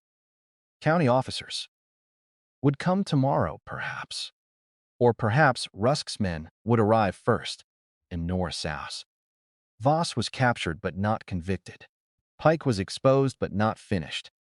Silas still breathed, frustrated. And now the secret my father warned me to hide had shown in front of the entire village. I had saved myself, become the prize. Caleb leaned close, blocking the crowd's view as much as he could. Can you stand? No. Can you pretend? I looked at him and ordered at the same time. Power was who people obeyed when afraid. If I stayed bleeding on the floor, they would see a miracle wounded, a thing to steal. A girl to protect, maybe, but also a girl who could fall. If I stood, they would see something else, and loss. Caleb slid an arm behind my back. Ruth, crying silently, grabbed my other side. Together they lifted me. Pain almost tore a scream from my throat. I swallowed it. The room blurred, but I stood. Forsade sounding across my dress. Smoke from my burning house still reddened the windows. I hate and hunger. My Enna looked at the villagers of fear, hate, of Briar Hollow. You heard Ruth Pike confess, I said. Bounyer. Lost. The name struck the room like a hammer. Ruth flinched, but did not deny it. You saw Deputy Voss shoot a bound witness. Die. How? You saw Chief Pike's hidden books. You saw my father's receipt. Headed new. Sast. Can do. No one moved. I pressed one hand harder to my side and lifted my chin. Tomorrow, the men behind them will come here, expecting scattered witnesses and frightened peasants. Tonight, you decide whether they find that. Or a village. Cora Bell stepped forward first, her son still in her arms. "I will sign," she said. Thomas Reed said, "I will sign." Widow Vale lifted the bloody kettle iron. "I will sign twice, if you give me enough paper." A shaky laugh moved through the room, then broke into voices. One by one, they came forward. Not all, afraid. Some looked toward Voss's badge and Pike's cane and the road beyond town by Homos. Enough marks, enough witnesses for one night. Commander Ward ordered the statements written immediately. Edwin Marsh sat with swollen eyes and copied until his fingers cramped. On Son and Beener. Ruth gave her confession in full. Thomas described the storehouse. Cora described the hidden rations and her son's fever. Hone Sal described and lost. I described the room. The Bitterroot, the staged scandal, the fire and Voss's attack. Caleb sealed each page with wax from the meeting hall candles and his field stamp. Then he did something I did not expect. He handed the sealed packet to 3 different people. One to Thomas Reed, one to Cora Bell, one to Widow Vale. At dawn, he said, each of you sends a different messenger by a different road from Altouth. One to the district newspaper in East Mill. One to Colonel Avery at Fort Kingsley. Voss laughed from the floor, though his face had gone pale. Avery is retired. Caleb looked at him. Avery trained me. Voss stopped laughing. That was a setup I had not seen coming. Ivan lost political connection. Caleb had planted it in silence, and now it stood like a loaded rifle on the table. Chief Pike's mouth tightened for the first time. He looked nut, but outplayed. Still, the night was not over. My wound throbbed. The well was nearly dry. My house was ash. My secret was exposed. And beyond Briar Hollow's rusk, still controlled wagons, men, and county supply routes. A stronger antagonist had realized I was dangerous. By morning, he would know exactly what I was worth, Frustown snast. Near midnight, after the statements were sealed, and Voss was bound under guard, Caleb carried me to Widow Vale's spare room because I could no longer pretend my legs worked. Ruth walked behind us without speaking. At the doorway, she stopped. Miriam was too tired for forgiveness. Too tired for hatred. Live until morning, I said. Then tell the truth again. She covered her mouth and nodded. Inside, Caleb laid me on the bed where the scandal had begun. Elma and Souse and South and Soust. Laughed. He washed his hands, cleaned my wound with water I strengthened by one hidden drop, and packed it with bloodleaf salve from the healing space shelf. His touch was careful. You should not have stepped in front of that. Bullet? He said. She was confessing. She betrayed you. Yes. That does not answer me. I looked at him through the lamplight. A dead trade one is evidence. His hands paused. Then he exhaled sharply through his nose. Are terrifying. And good. He tied the bandage tight. You need rest. So do you. Rest is for people not expecting a siege. The word settled between us. Siege. Urtus. South and Hound. Neither did I. What do we have? I asked. 1 storehouses. 1 storehouse. About 3 sealed statement packets. Accomplice. A corrupt confessed and son. Frustalorid. Limited weapons, less time, and my field. Have to mine, I whispered. I wits. The Hale root beds can create more mist if I have water. Enough to disorient men. Maybe purge smoke. Maybe slow infection. Not bullets. Can the medicine keep fighters standing some? At a cost. Can it kill? I held his gaze. Wife answered. South. If I turn it into poison for convenience. Souse. The spring may stop answering. He accepted that immediately. Then we use it as medicine. That was when I trusted him. not completely. Trust was not a door thrown open after one day, but enough to place a key under the mat. The village follows. Whoever keeps its children alive, I said. Your father's words? I stilled. Caleb's expression softened just slightly, like you were quoting someone. I nodded. He sat back. Then tomorrow we make the entire village understand that protecting you protects them. Outside, the last glow of my burned house faded beyond the window. I thought of my empty pantry. Moss, moss, loss, lop. The seed papers hidden against my skin, and the hidden well drained almost to stone. I thought of Chief Pike whispering that fear ruled people. He was not entirely wrong. Rashtor. Sad. Not its master. A mother would fear a badge. She would fear a gun. She would fear losing ration rights. But she would fear her child's fever more, and if I became the difference between a grave and a breath, then even men with badges would have to fight the whole village to take me. The house. The courtyard looked exhausted. The well's water line had fallen low enough to reveal old carvings on the inner stones. I leaned closer. Words curved around the inside wall, worn but legible. A keeper who hoards dries the spring. A keeper who serves wakes the source. Below that, another line had begun to glow faintly. When the village stands with the keeper, the ground remembers. I opened my arms, not theirs. Aon yast, mine. By dawn, Voss would expect panic, Pike would expect fear, and Rusk would expect witnesses he could scatter. Instead, my Hass and Anne. They would find a clinic in the meeting hall, grain distributed under public ledger, messengers on 3 roads, armed villagers at the storehouse, Russ and Loss, and Cest and Sald. And every sick child in Hollow, sleeping under medicine, they now associated with my survival, that had shown my weakness. Had shown my weakness.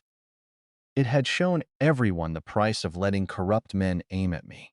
I turned my head, chair by the door, with his pistol across his knees, refusing sleep. Commander. His eyes opened immediately. We do not wait for Rusk to choose the battlefield.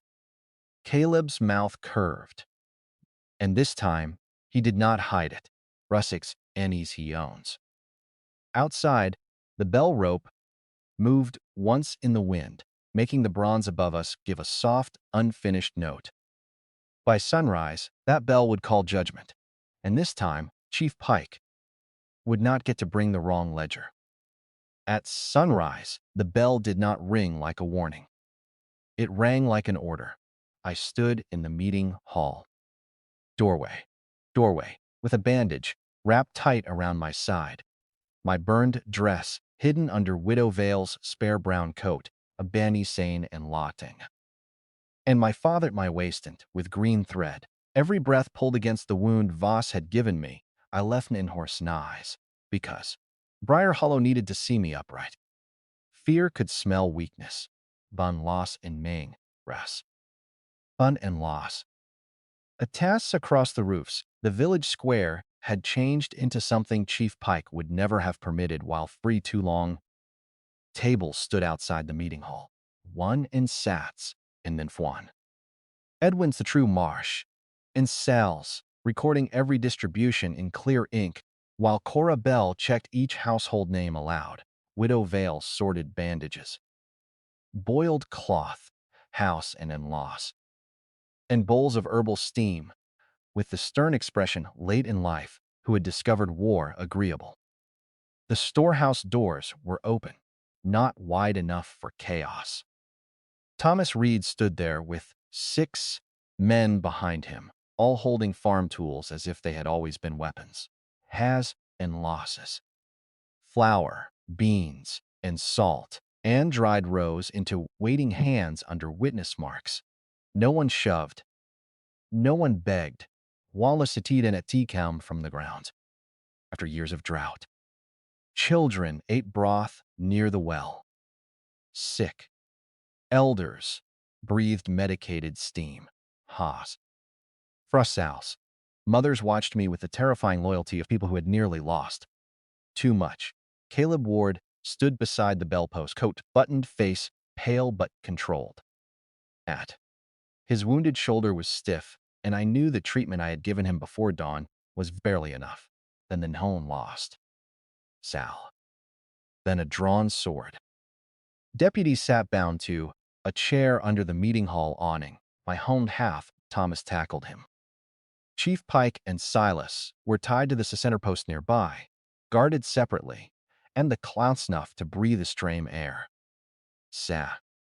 Whenever they were close enough to breathe the same air, hands bound but loose enough to hold a cup of water. No one stood near her. No one struck her either. That was the first law of the morning. Truth first. Vengeance later, if law failed, by little to show for it. Chief Pike watched the food distribution with a face carved from hatred. Thieves, he said, every one of you, the Rusts and Bias. When rust comes, you will wish you had stayed hungry. Widow Vale lifted a steaming ladle. Amos Pike, I have lived 70 years and buried 2 husbands. If you keep talking, before I finish breakfast, I will pour this down your trousers and call it treatment. For the first time that morning, the village laughed. Small, nervous, necessary, and alive. Chief Pike's eyes flashed, not because of the insult, but because the laugh did not ask his permission. That was when dust appeared on the west road. Caleb saw it first, Wani and Hass, and lost. He raised one in V, the square quiet view, followed by 8 mounted men and a black automobile with county plates. Peñaseno, Sauna. The horses were well fed. The men wore mixed uniforms, not soldiers exactly, not farmers, not police, Bennett and the sound lost. But the private muscle of men who authority when convenient. At the center rode Quartermaster Elias Rusk, a thick-bodied man, and a face too smooth for anyone who handled honest grain, a sound sigh. He did not hurry this first, a performance. He let the village watch him arrive. The horses ensure it. Let the automobile pointing stamp. Let his men spread just enough to suggest rifles without pointing them yet. Pound and laud. Loss. Well, he said. I heard Briar Hollow had taken ill, but I did not expect a fever this high. No one answered. I'm lost. The ration tables. The bound deputy. Chief Pike. Silas. Then settled on me. It lingered on my bandage, then my face, then the herb knife at my waist. So this is Jonah Hale's daughter, he said. Your father caused nearly as much noise before he died. Caleb stepped forward, all with Nenter from where Rost. You are named in sworn statements concerning version of public grain, falsified debt records, attempted murder, and conspiracy tie to seize private medicinal property. Rusk blinked as if politely bored. Commander Ward, you are wounded, possibly poisoned, clearly, and under the influence of an unlicensed village girl. Your judgment is compromised. Voss straightened in his chair. Rusk did not even glance at him. Deputy Voss appears to have mishandled a delicate situation. Voss's face changed. There it was. All was shewn loth. The bigger predator, shedding the smaller one. Chief Pikes too and went still. Rusk removed his gloves finger by finger. I allowed emergency spoilage. All unlawfully distributed goods will be recorded as emergency spoilage. R. South. Lost. Deputy Voss will be transported for internal review. Chief Pike will be questioned privately. Commander Ward will be escorted to a physician and submit to county medical inspection. He smiled at me. As for the rest of you, go home. Anyone still standing here in 5 minutes will be treated as a rioter. The old fear swept through the square by Dottie. Shoulders tightening, eyes dropping, all to show for it. Mothers pulling grips on shovels but not lifting them. A village could become brave at night, under bells and fire and blood. Morning was harder. Morning showed the road, the wagons, the rifles, the official coat, the paperwork that could punish a family. Months after courage faded, Rusk knew that, by 10 and again. "You are young," he said gently, which made it uglier. "You have been frightened by men using you for their quarrel. Give me the papers, and I will make sure no one blames you for what happened." Caleb's hand shifted near his pistol. I touched his sleeve. "Not yet. Baas, Neeson loss." He thought my touch meant fear. "Good. Igwin Saintin Nasenat." I stepped to the center of the square. Every step hurt. I let them see that too. Cost. "You want the papers?" I asked. "Rasal. Only to protect you from misunderstanding. You already had my father's complaint." His smile did not move, but his eyes did. "I received many complaints. You received his. You buried it. Then he died. Then Chief Pike forged a debt.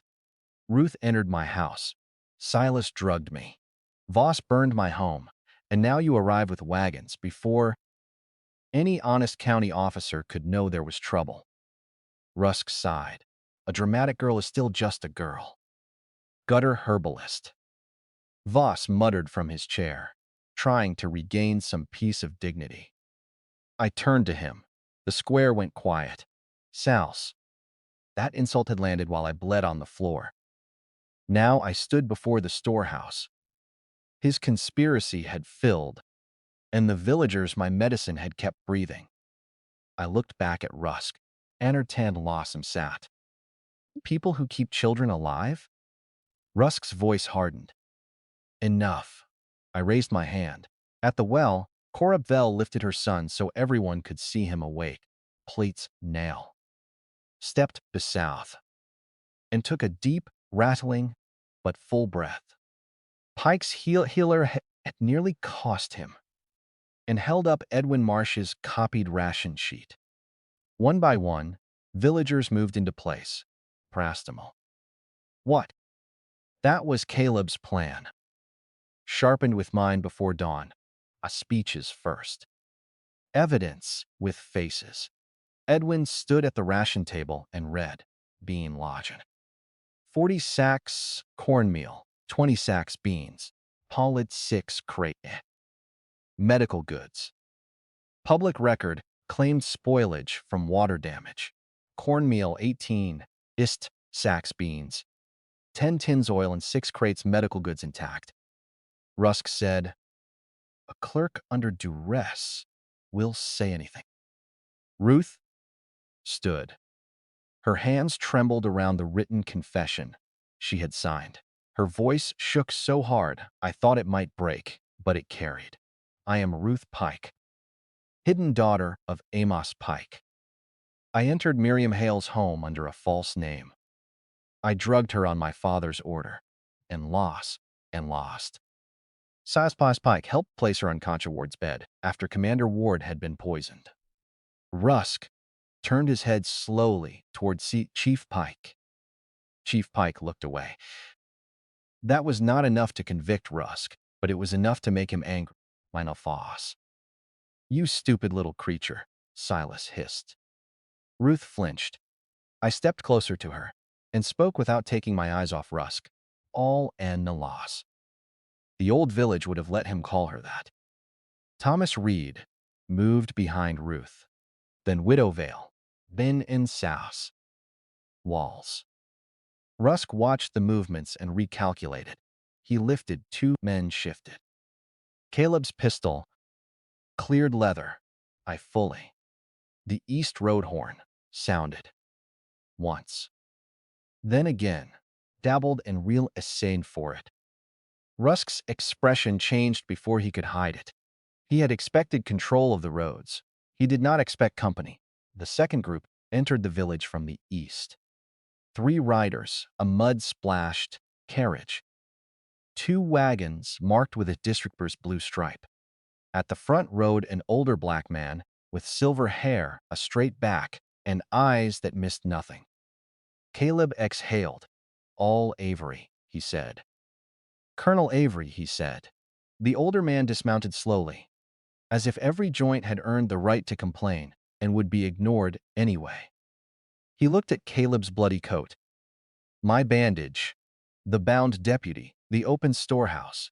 Then Quartermaster Rusk. "Elias," Colonel Avery said, "you look disappointed to see me." Rusk's face had gone carefully blank. "Colonel, hounding us out. And yet my horse still works." "Walkst." A nervous laugh passed through the villagers. Behind Avery, a lean woman with ink-stained fingers climbed down from the newspaper wagon carrying a camera and a satchel. The East Mill reporter, Belikdanga and Talsout. Another rider wore Judge Eads' clerk badge.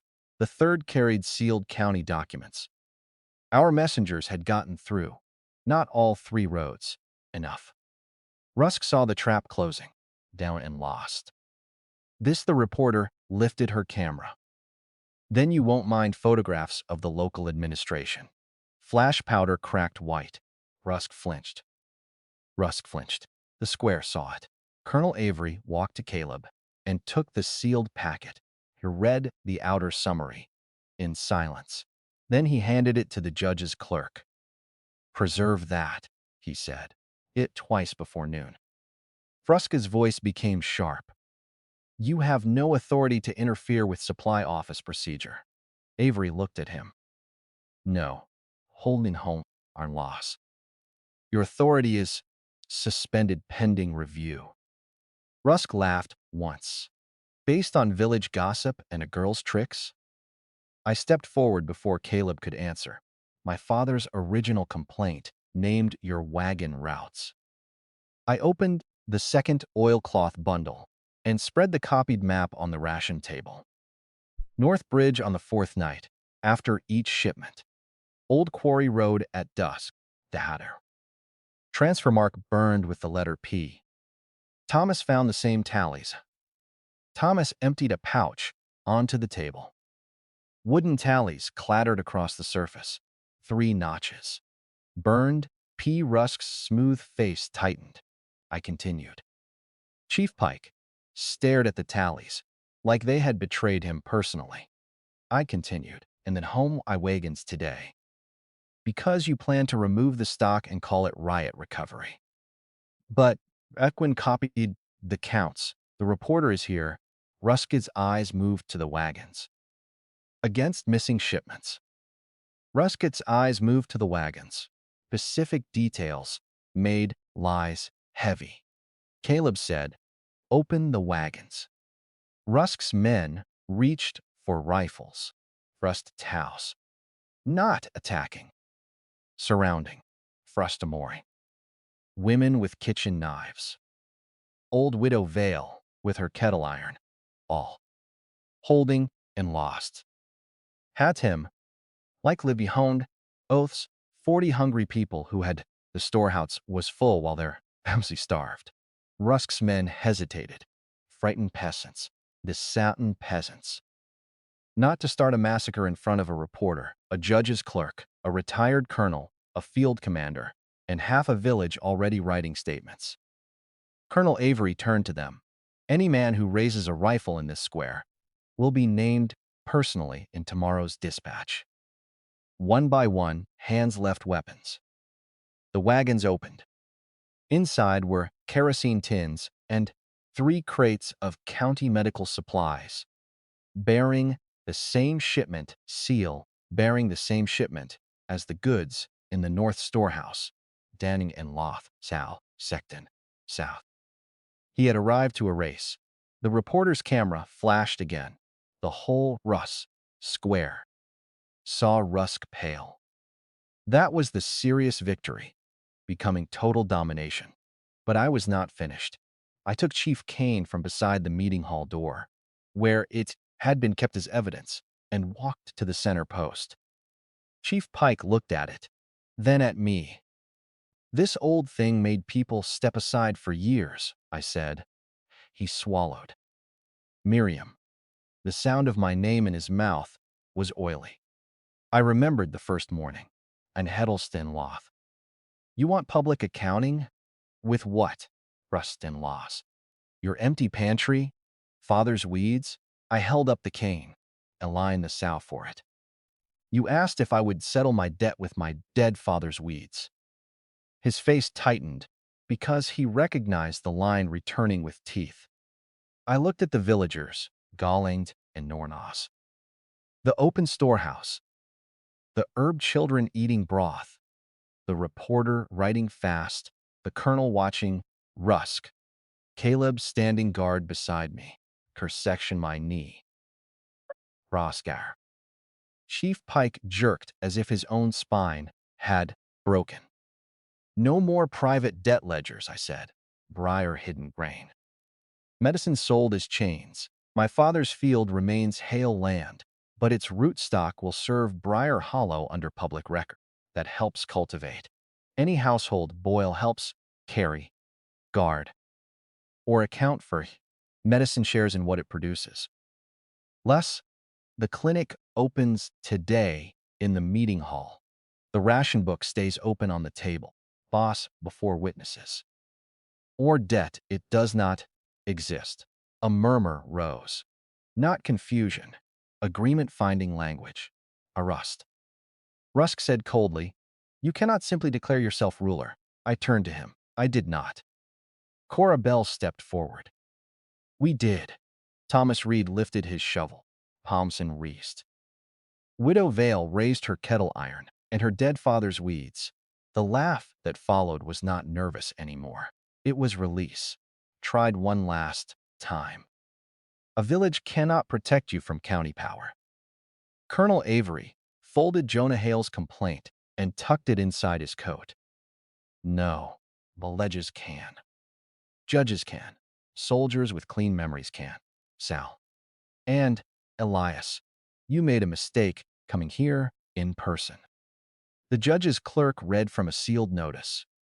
Quartermaster Elias Rusk, Deputy Graham Moss, Pike, and Silas Pike are detained pending investigation for theft of government supply, conspiracy, falsifications of public records, attempted murder, arson and unlawful seizure of private property.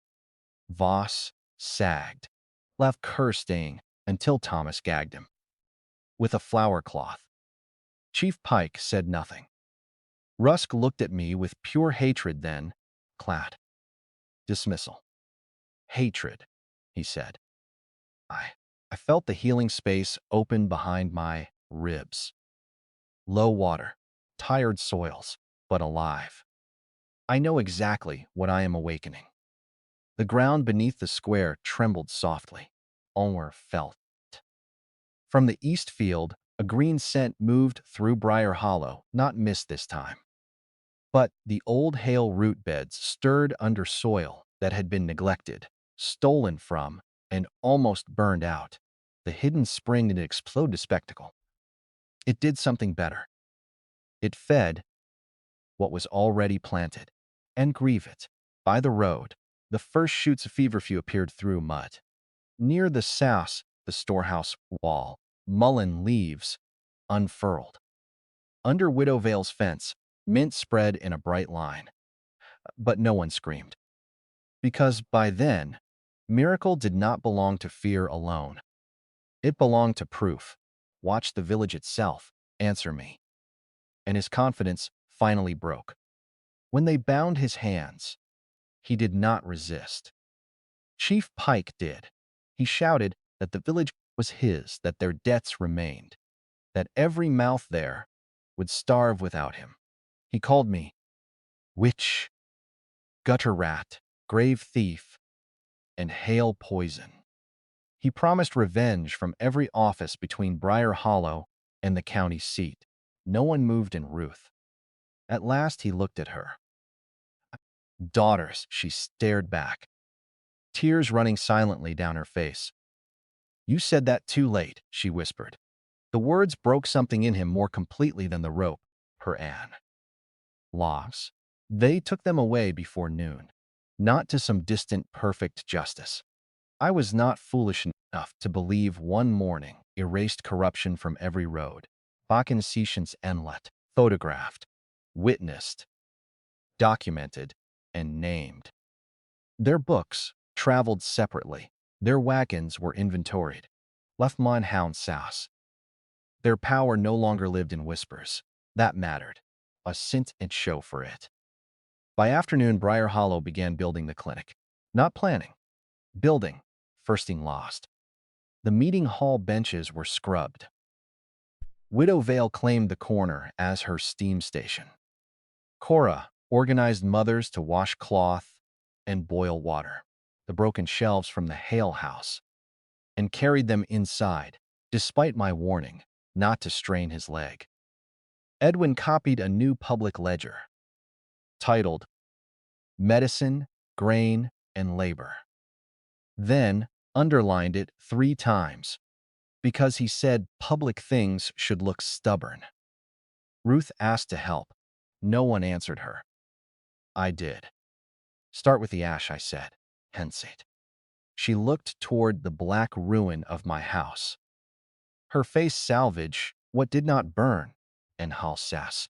Nesta. Bring every seed of paper you find. Then write what you did in your own hand again. She nodded. It was not forgiveness, and lost. It was work. Work was the first honest punishment Briar Hollow understood. Near sunset, Caleb found me at the edge of the Hale field. How floth, tensed. So he had stopped telling me to, and simply followed close enough to catch me when stubbornness failed.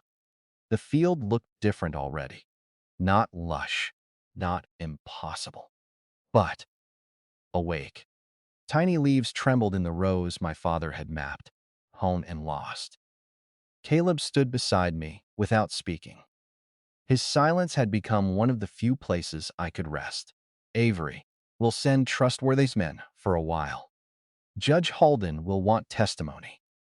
The newspaper will make burying this difficult. Difficult is not impossible.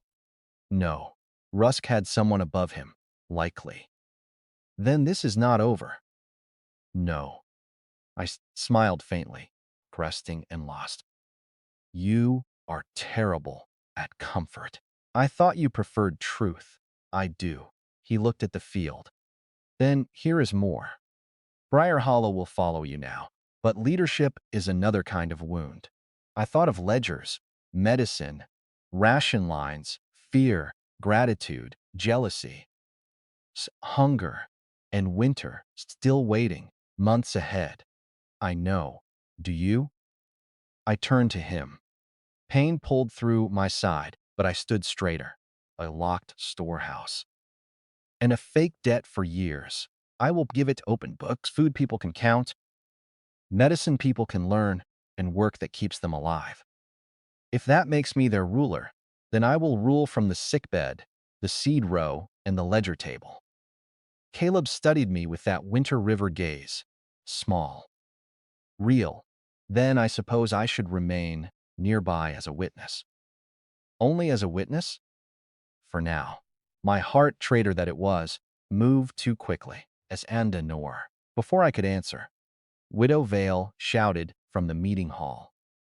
Miriam Hale, if you bleed through my clean bandage because you are flirting in a dirt field, Hall whistled out. I will bury you myself and charge the funeral to public expense. Caleb looked away, and it hurt so badly, I nearly cried.